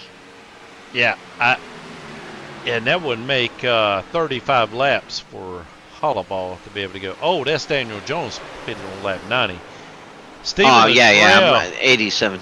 Yeah, Stephen Luttrell pitted last on lap 89, so that is 36 laps. And so far, the furthest, again, if my memory is correct, we saw Tebow take it 37 laps, but I know that a couple of those laps were under caution. So if this thing goes green, man, this is really, really going to get interesting, and it's just too early to call as to who's going to be able to win this thing. Pretty much, if you're on the lead lap right now, you've got a good, if this thing goes green, I don't know. You got any predictions, Charles? I mean, I really don't want to throw a name in the hat at this point right now because, Carlson and Luttrell, these guys have put on the clinic week in and week out. So, you want to be the betting man to say, hey, it's one of these two guys, but they could always be the upset. This league has been notorious for upsets in these races lately. Even though Luttrell dominated the first couple races, Carlson's dominated the next couple, and then we throw in the average Joe that just been in the right place at the right time. So you got to stick around for 25 more laps because you don't know what's going to happen here. Well, the thing that gets me, I mean, they must be pretty confident in their fuel mileage because, I mean, they're still putting down two of the fastest laps on the track right now. And they're running 1 and 2. Granted, they're drafting away, but it seems like to me if you were concerned about fuel mileage, you might be, taking your foot off the throttle a little bit, which might be costing you maybe a second a lap or so. But man, I mean, Stephen Luttrell, man, he's going hard after Hunter Carlson here. As he dives he dips to the inside, and this might be in the next couple of laps. This might be a pass. So, maybe they do have enough to make it to the end, and they're watching their tank, and they say, hey, we have enough. As we got all the ball coming down, a couple guys behind him coming down, Young and who's behind him, Brenner. Yeah, Brenner. He needs to pit. He was kind of caught up in a little accident there before, but it's going to be interesting if these guys pit, take gas, and the guys out front run out of gas. They're going to get run over. Wow. I tell you what, I've lost so many races so many different ways, but if these guys are just able to make it to the green flag, I mean, oh my God, what a perfect strategy these guys have ran here. Hunter Carlson, Stephen Luttrell. Yeah, they put on a clinic every race, and you can see Jones. Jones is 18 seconds. He's in third, 18 second back. Schlesser is 27. Shive, even though he was kind of up there in the mix for a little while, 26. And Cannon, 37 seconds back from the leaders right now. And a lot of guys lapped down. They came into the pit. So which what tells me these leaders, they might have to pit again because to being that far down, these guys being that far down, they were all on the lead lap. They're going to have to pit as Schlesser comes in. He's going to have to pit. The only guys that I can say that are, Daniel Jones and Scott Shive, I would say they're pretty good. But I'm not sure about Hunter and Steven. I'm not sure if they can make it or not. But these top 4, out of the top 4, I would say that Jones, Daniel Mindfu Jones, and Scott Shive can definitely make it. So if these two end up running out of fuel, battling amongst themselves, this might be the Daniel Mindfu Jones Invitational. But it's yeah, that's what I'm thinking. Somebody's gonna run out of fuel here. I think these guys battling each other right now is, it's hurting them more than they're gaining. I know they're way out front, a 19-second lead now, but that's them pushing each other is gonna waste a lot of fuel right here. Well, I know Hunter Carlson's going to come right down to the last little bit. I think he's going to make his last lap on fumes. Steven has, he's a couple, well, actually 3 laps to the good beyond Hunter. But, I mean, man, that is really, really cutting it there. So we're looking 36 laps. And like I said, we saw Tebow go 37, but he was making, several laps under caution. I don't know where this is going to land out, but apparently Stephen Luttrell here is feeling pretty confident that he's going to make it because he hasn't let off charging up through the field and overtaking Hunter Carlson here at the end with 19 laps to go. Yeah, so Luttrell's last lap was a 4.5, and Hunter Carlson ran a 40.9. So, it seems like Hunter's just taking a little extra off the gas tank and look who's in the pits. Luttrell comes down, yeah. That's what I say. He needs a splash and go. He was better than Hunter Carlson by 3 laps, so that means Hunter should also have to take a pit stop, and that puts Daniel Jones and Scott Shive. I know Scott can make it. I'm not sure about Daniel Jones, if he can make it or not. But that kind of puts them in the catbird seat. But if Stephen Luttrell can't make it, as we see Hunter Carlson coming in, yep, that's exactly what I was thinking. If Stephen couldn't make it, I was pretty sure Hunter couldn't. Yeah. And I mean, I don't know. Can you make it? We're running 125 laps from 90 to 25. That's 35 laps. That's pretty close to the window. Oh my God! And look, Daniel Jones comes in, and I think so. That's a horse of a different color here. Yeah. But that put Scott Shive, I believe he was going to have to do about 32 laps. I said I was positive Scott Shive could make it. Now, I'm not even sure about that. Now, he was at last in on lap 93. So that would be 32 laps Scott would have to run in green flag conditions. I would think that, if Nerney went 37 earlier, even with the few laps under the caution flag there, that Scott should be able to pull off 32, wouldn't you think? Am I wrong? No, I think your math is mathing, but, unfortunately for Shive, you got Luttrell with new tires. He's barreling down on Scott, so... well, that's true. I thought Luttrell's he's not going to be 5 over seconds. with. So. Yeah, but he's only 5 seconds down, and he's clicking off about a 10th every 5 seconds or so. So Scott, he doesn't have the luxury. I thought he would have the luxury to kind of pedal it around here, but he's not, because Stephen Luttrell is bringing the heat here with coming up on 15 laps to go. And, man, I'm here to tell you that distance is closing fast. I mean, really fast.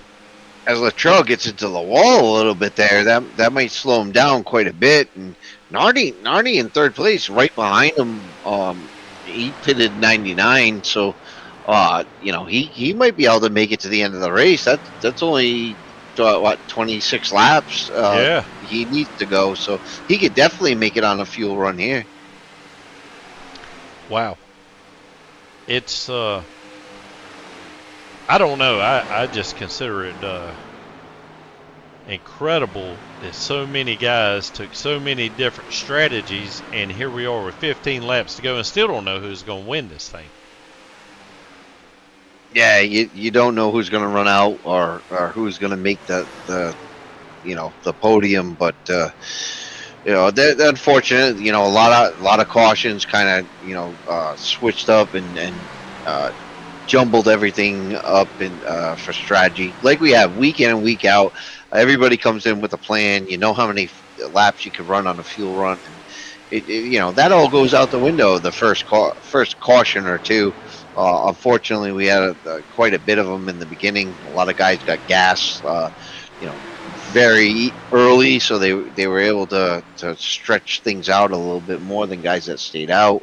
A lot of guys had damage, had to take care of that. So the strategy was really all over the place, and is the name of the game in this league.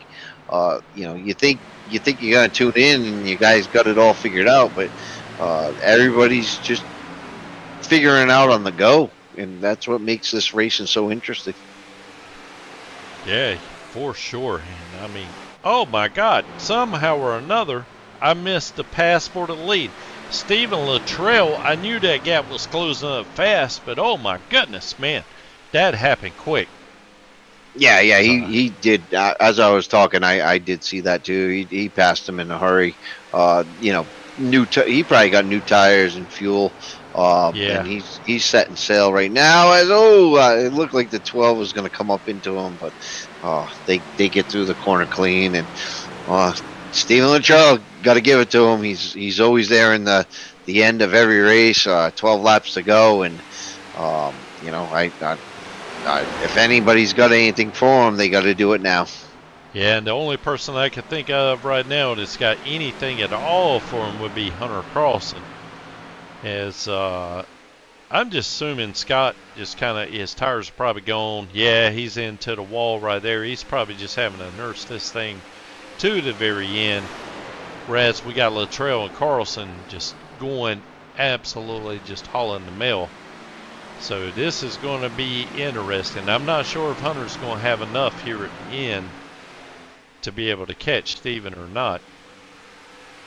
Yeah, he's got to go. And Narni just passed Shive for third place. So Narni's hauling the mail too. He could get up in that mix. Luttrell misses a couple marks. We seen him brush the wall a little bit earlier. Couple more mistakes. These guys can catch up.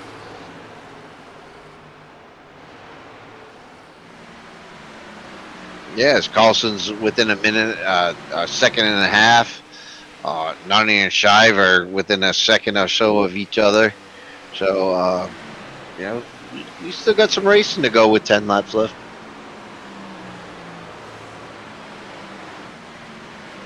Yeah, I'm looking at the gap. I mean, it's fluctuating between Luttrell and Carlson a little bit, but let's see. I mean,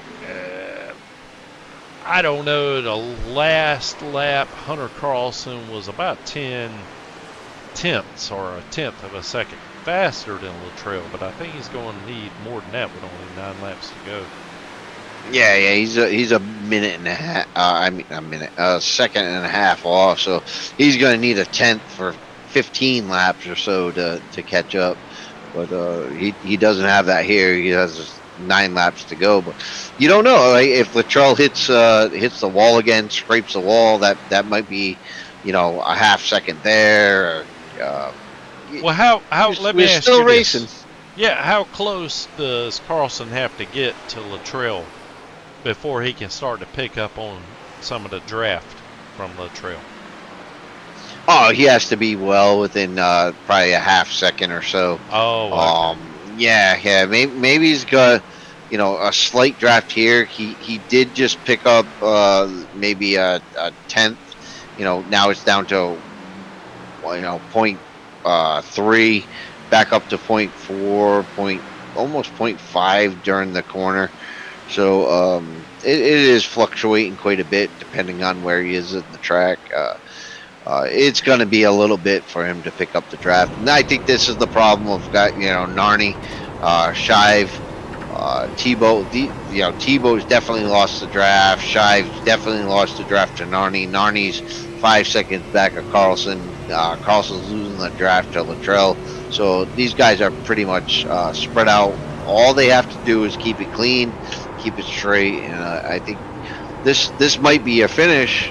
As long as Luttrell keeps it right, because Carlson is right behind him. Any mistake, Carlson can take it over.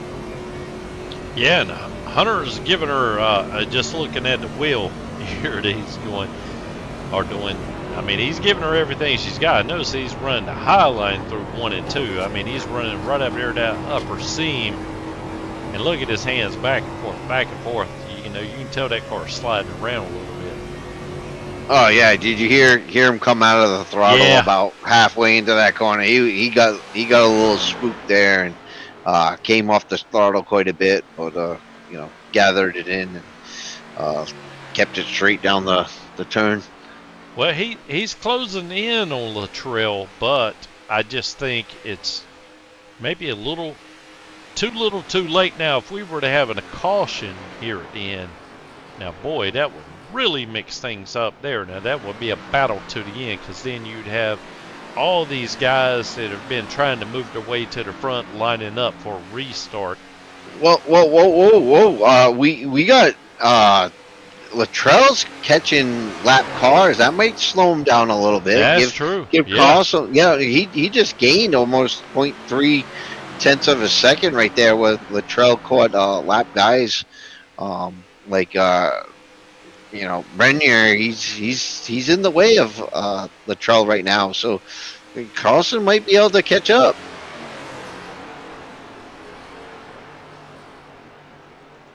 We got 4 laps to go. He's only got to make up a second and a tenth, 2 tenths. Yeah, he'll be. When I say he, I was talking about Hunter. Carlson might be able to get a draft off of some of these lap cars as well.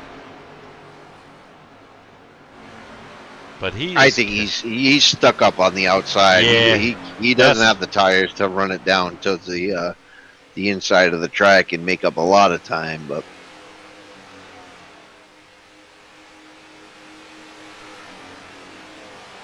that really seems that we got Bradley Young and Ronnie Prickett here. Those are about the next closest guys I'm showing on my screen here. So I'm just going to keep it up here with our leaders in case something miraculous happens here. So we see Hunter Carlson going around Colton Brenner. Colton, you have to get straight with me, buddy. I don't want to be mispronunciating your name. Yeah, no, I feel bad too, because I am terrible with names. Oh, well. I really apologize, but well, speaking of which, us know.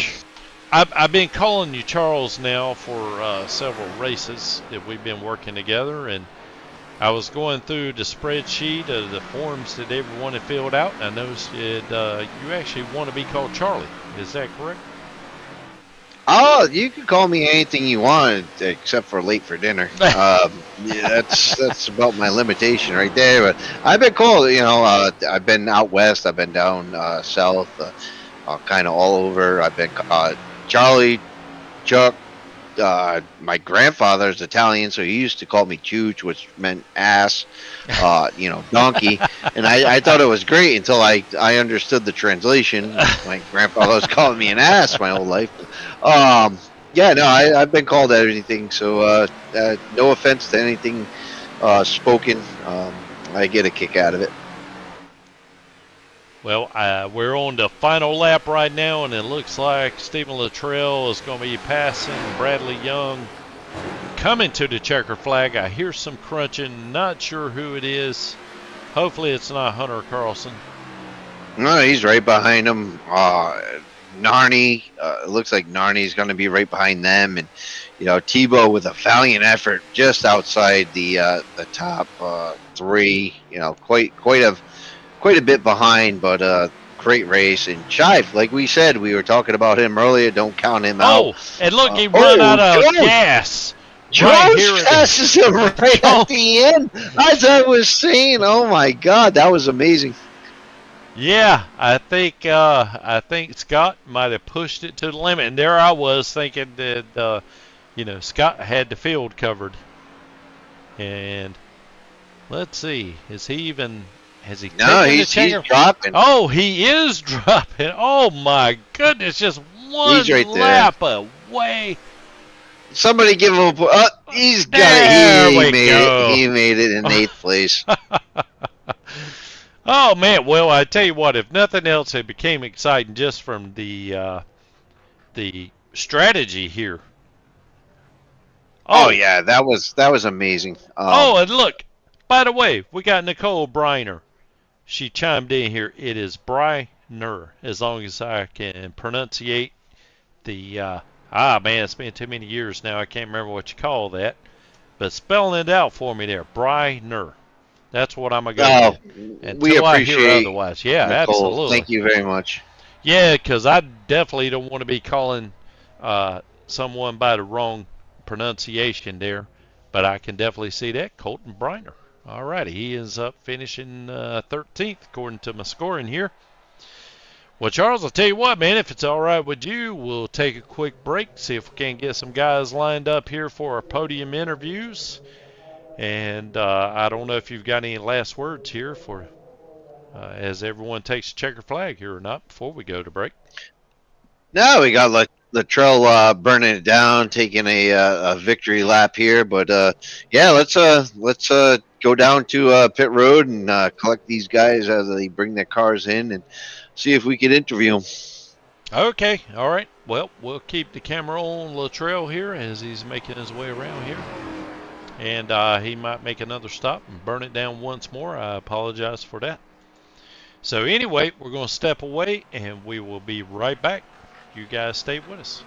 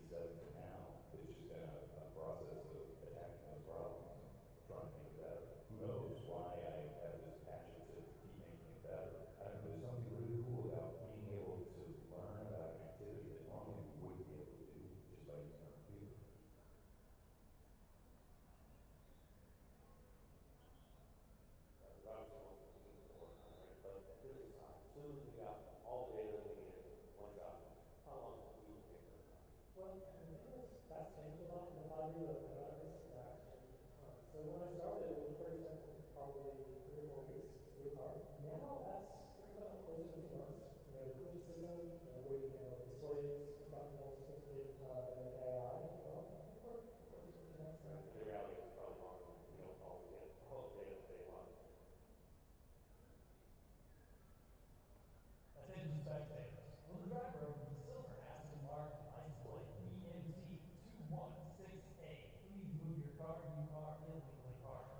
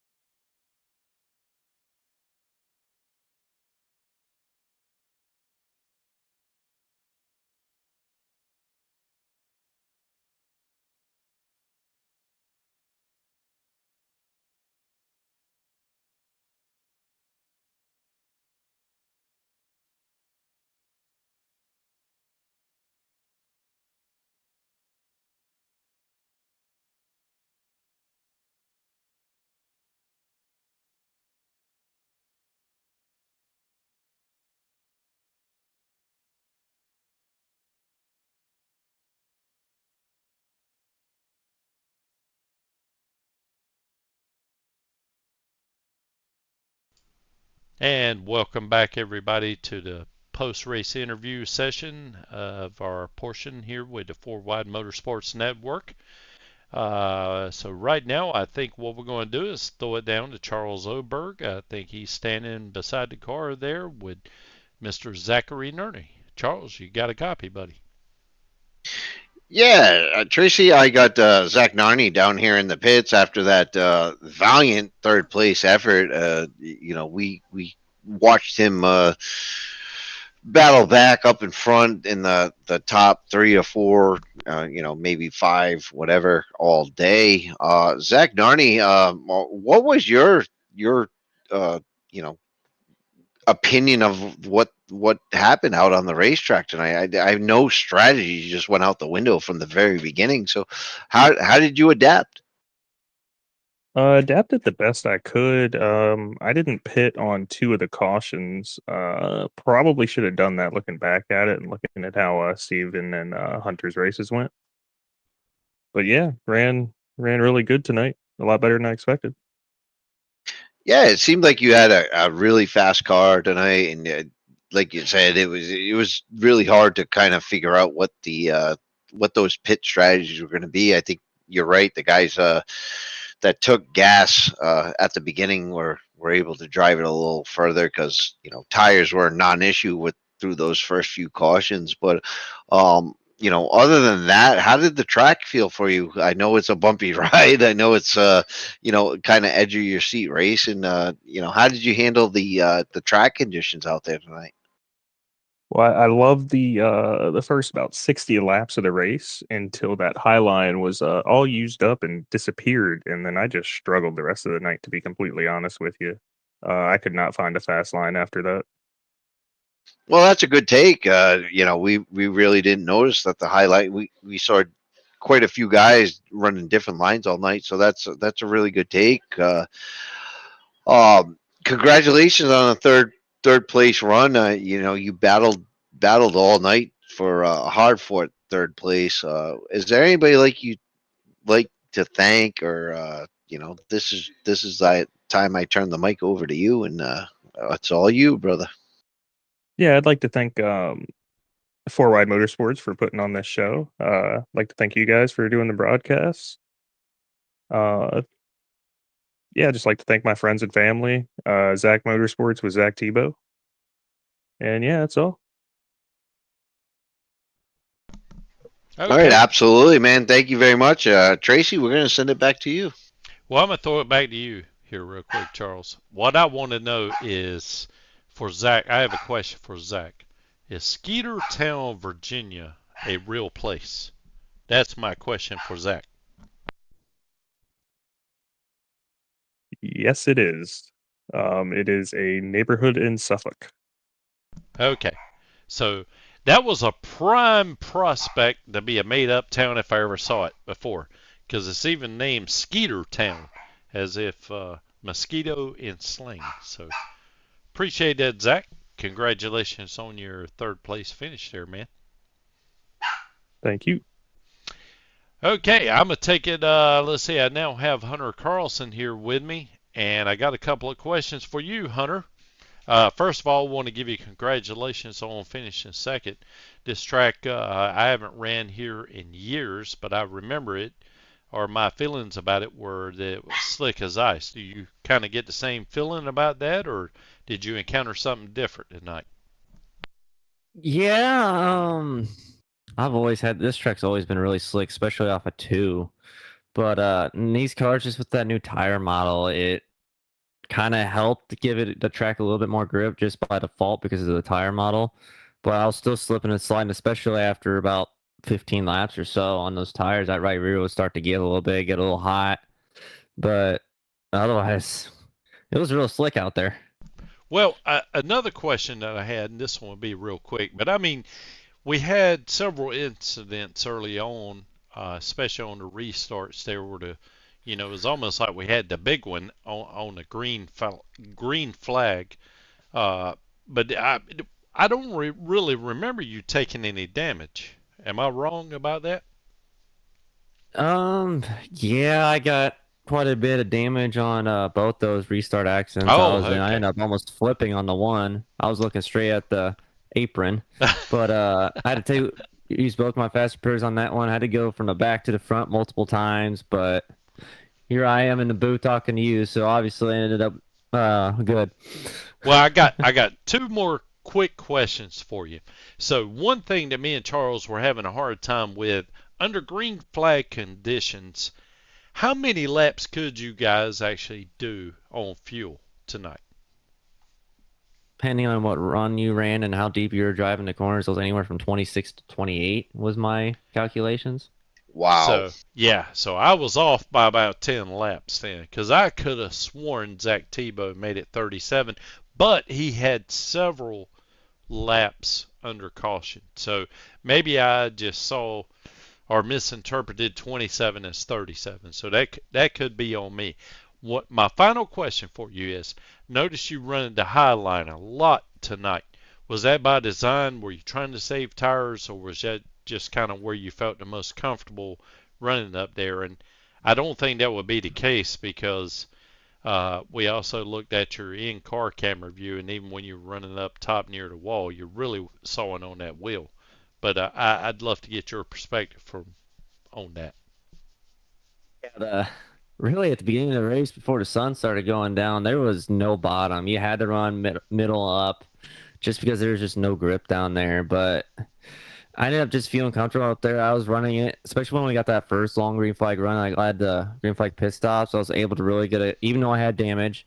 Then forgot to take tires under the pit stop, but that's another story. But it was I felt the top coming. I was able to get a real good run, and especially after looking at tires, I saw the tires really weren't that bad. I'm thinking I'm just gonna run the top here, and maybe I could start. Maybe I'll get some track position there. And then the caution came out, and then the sun started going down. The top was still really fast, but then that's when I started kind of going to the bottom, especially when I was trying to get past Zach there. Yeah. And then everything else, but then the top kind of just went away. I knew if I was going to catch Steven at the end, I was going to have to either find a way to make that top work, whether it was 2 inches from the wall or a lane down, 'cause I wasn't going to be able to get him off the bottom. I just wasn't that good down there all night. Well, I got you. And I did kind of fib to you a little bit. I got one more question for you now. I'll let you go. Are you still in Peoria, Illinois? I know you moved here recently. Close enough. I'm about half a mile from the city line, so we're just Okay. gonna run with it. Okay. All right. That's good enough for me, man. Just wanted to make sure my data's up to date. Okay. Well, congratulations on your second place finish, and go ahead and thank your sponsors for tonight. Yeah, I want to thank TJ over at Studio 86. Thank you for allowing me to put this beautiful car together for tonight. It means a whole lot, especially losing a couple of family members to breast cancer over the years, and really means a lot. And thank you for always being one of my favorite, my biggest supporters out there. And I want to thank everyone over at Copperhead Racing, Christian, TJ, Brad, I guess half of Brad if you want to count that. But everyone over there is really great, the biggest supporters out there, and they always push each other to be fast and everything. And I want to thank everyone over at FWM Network, everyone that puts that thing together.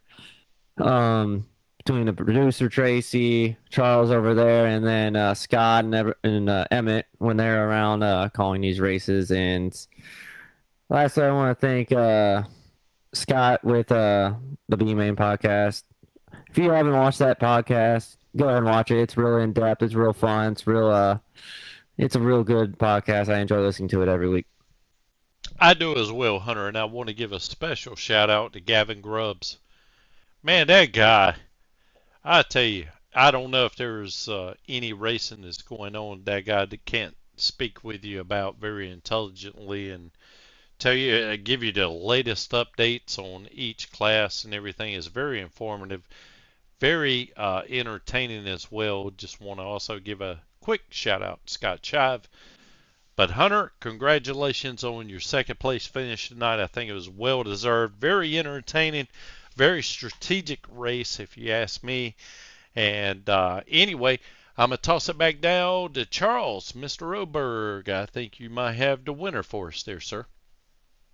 I do have the winner, Tracy, but I want to just thank Hunter Carlson, man, putting that scheme on your car tonight, dude. It means a lot to a lot of people that struggle with stuff like that. Thank you for bringing awareness to. Cancer is just such a horrible thing to go through, but it is, breast cancer awareness, and thank you for doing that, Carlson. It is appreciated by a lot of people out there. But I am with Stephen Luttrell.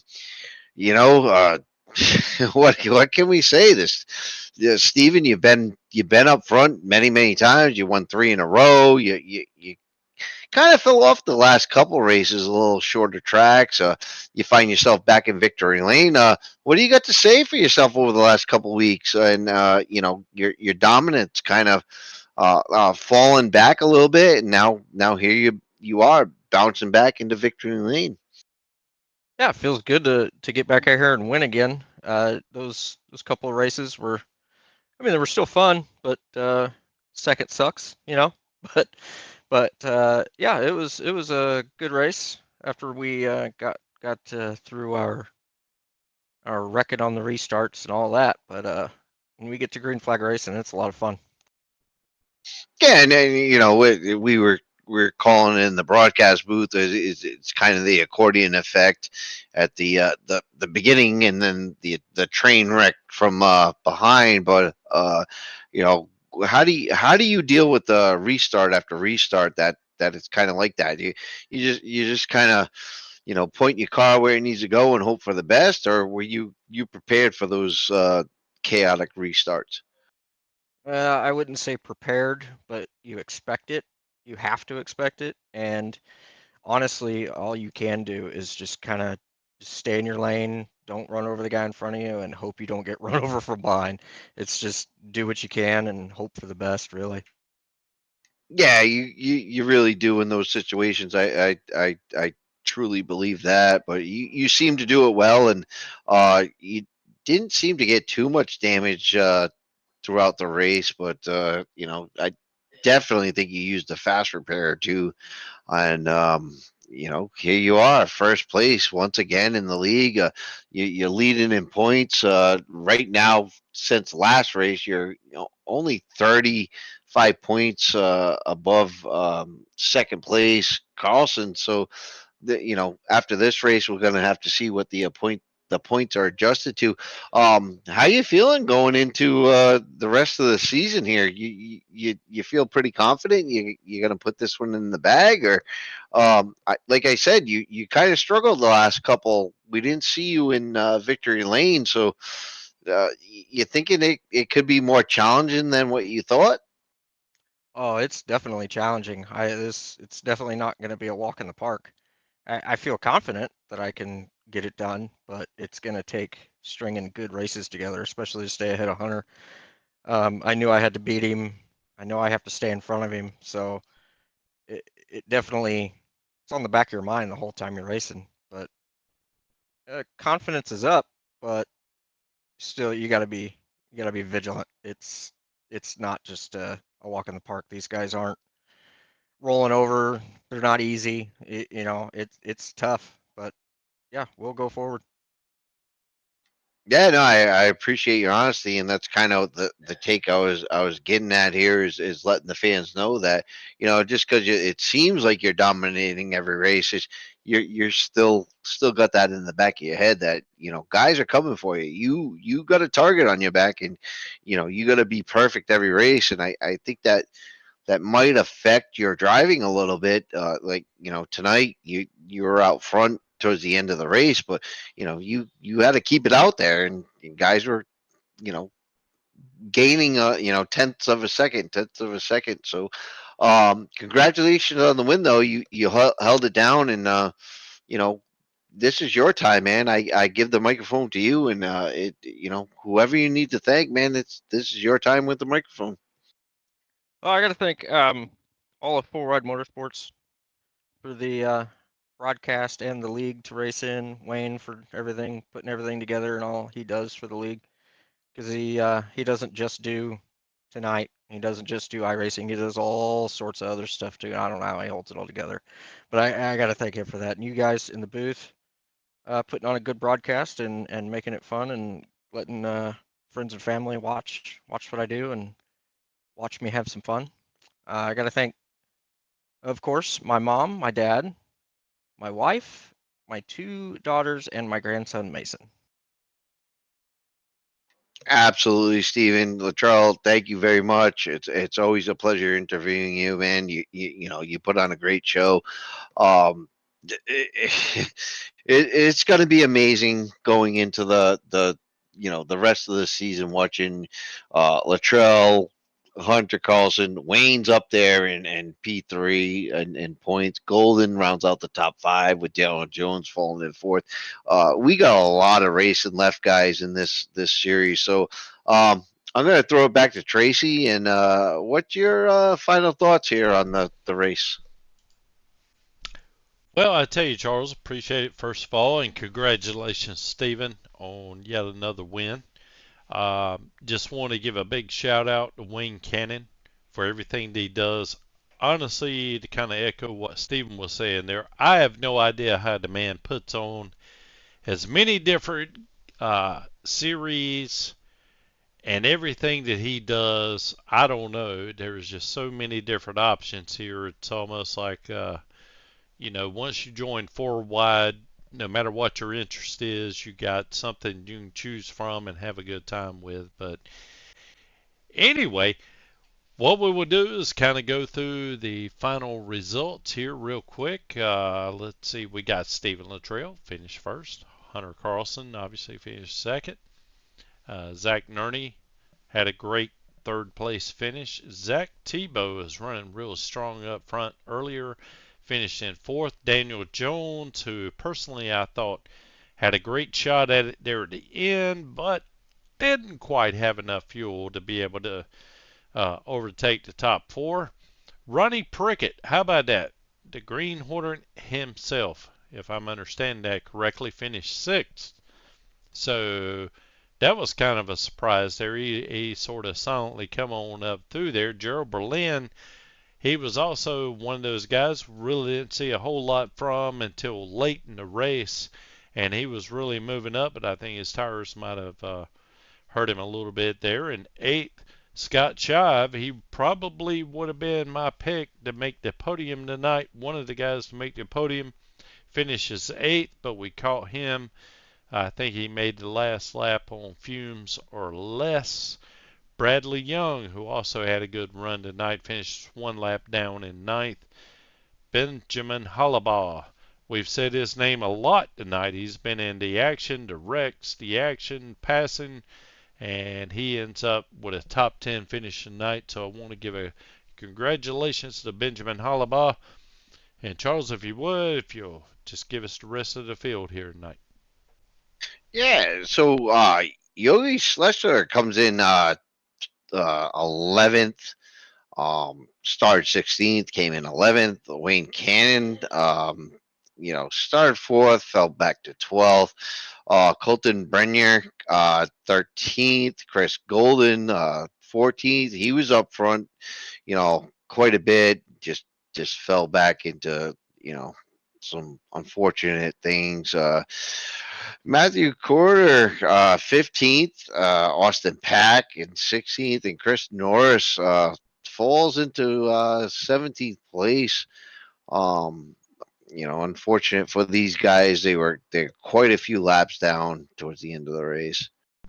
Yeah, and it was unfortunate to have, some of these guys, like I know Austin Pack, Chris Norris. I'm not sure about Matthew Quarter, but I know Austin and Chris end up taking a lot of damage on really before you could even make the first lap. So that was very unfortunate. We got one thing left to do here, Charles, and I'm not sure if this is going to work out or not, but I'm going to try it anyway. We're going to go with the. Oh, man. I lost my doggone graphic for the move of the race. Oh no, we had there one. we go. We had one. I got it. Okay, sorry. False alarm. Move of the race.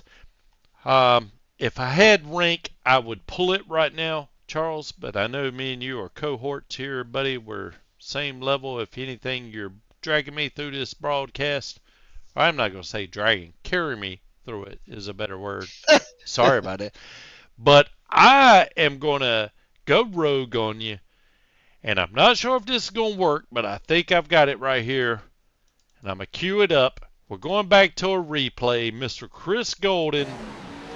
And I think that is Scott Shive right behind him. Oh, no, I missed the one.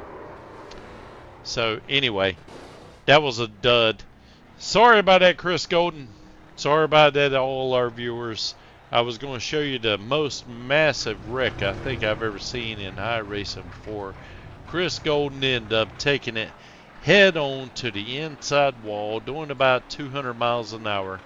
I'm going to try one more here before we go, before I call it quits. We do remember that, and that was in the broadcast. Quite unfortunate for Chris, but he took a little bit of that wall, a little bit. Oh man, come on now, don't freeze on me now. Let's go back. Come on, we can do it. My software seems to be having an issue here. I'm going to double click. Here we go. We're going back. Hopefully, I will have him. Where are you at, Chris Golden? It's too late. Okay. Yeah, that's the aftermath of his car right there. Right. Yeah. And we've already gone this far. What the heck is another few clicks on the rewind button? Right.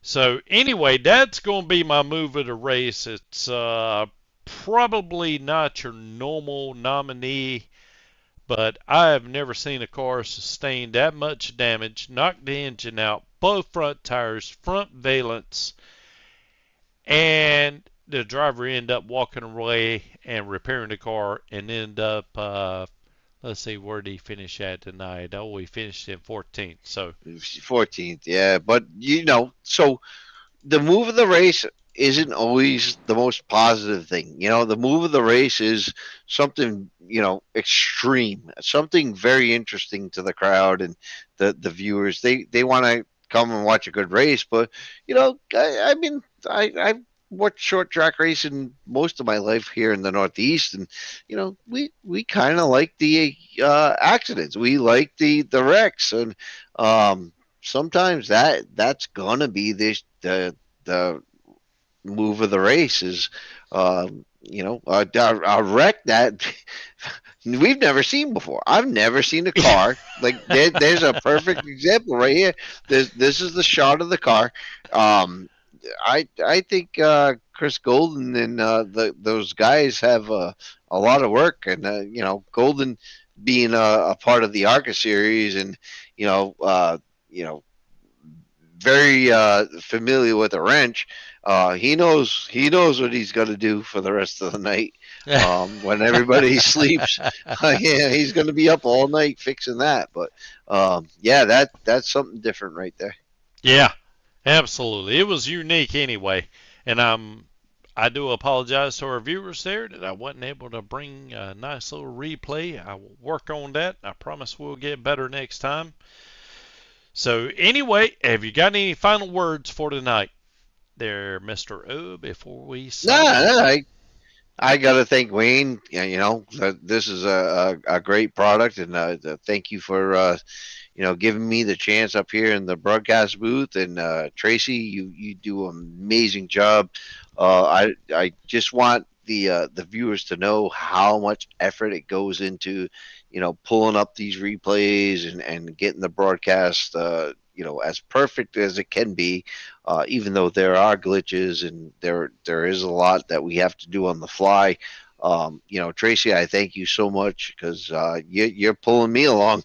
I don't know what I'm doing. I just stumbled upon the league and hey, you want to broadcast? Yeah, I'll broadcast. And it's been absolutely wonderful, man. And I appreciate everybody in the league and everything we're doing. And guys, share the broadcast, share the crap out of this, and get your friends and family to like it as much as you can.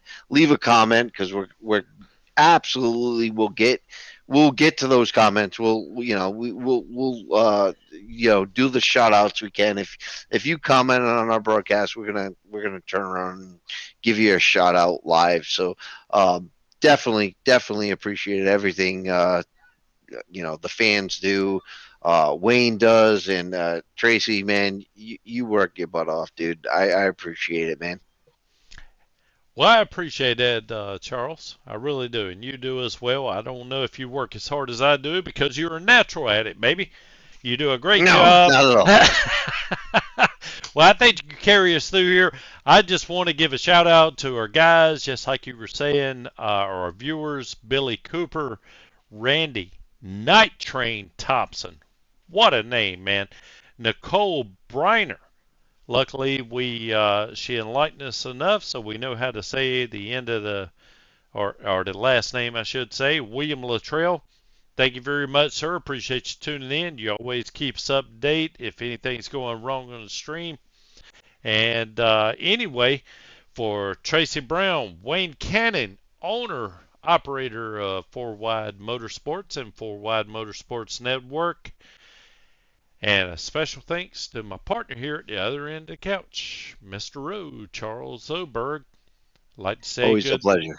Absolutely, I enjoy it, man. Like to say good night, everybody, and we will catch y'all back here on Monday night. Although me and Charles won't be broadcasting, I'll be producing. Charles is going to be driving, and we will catch you back here on Monday night. And on next Friday night, me and Charles will be back doing our thing here. Y'all have a good night, and we'll see you later.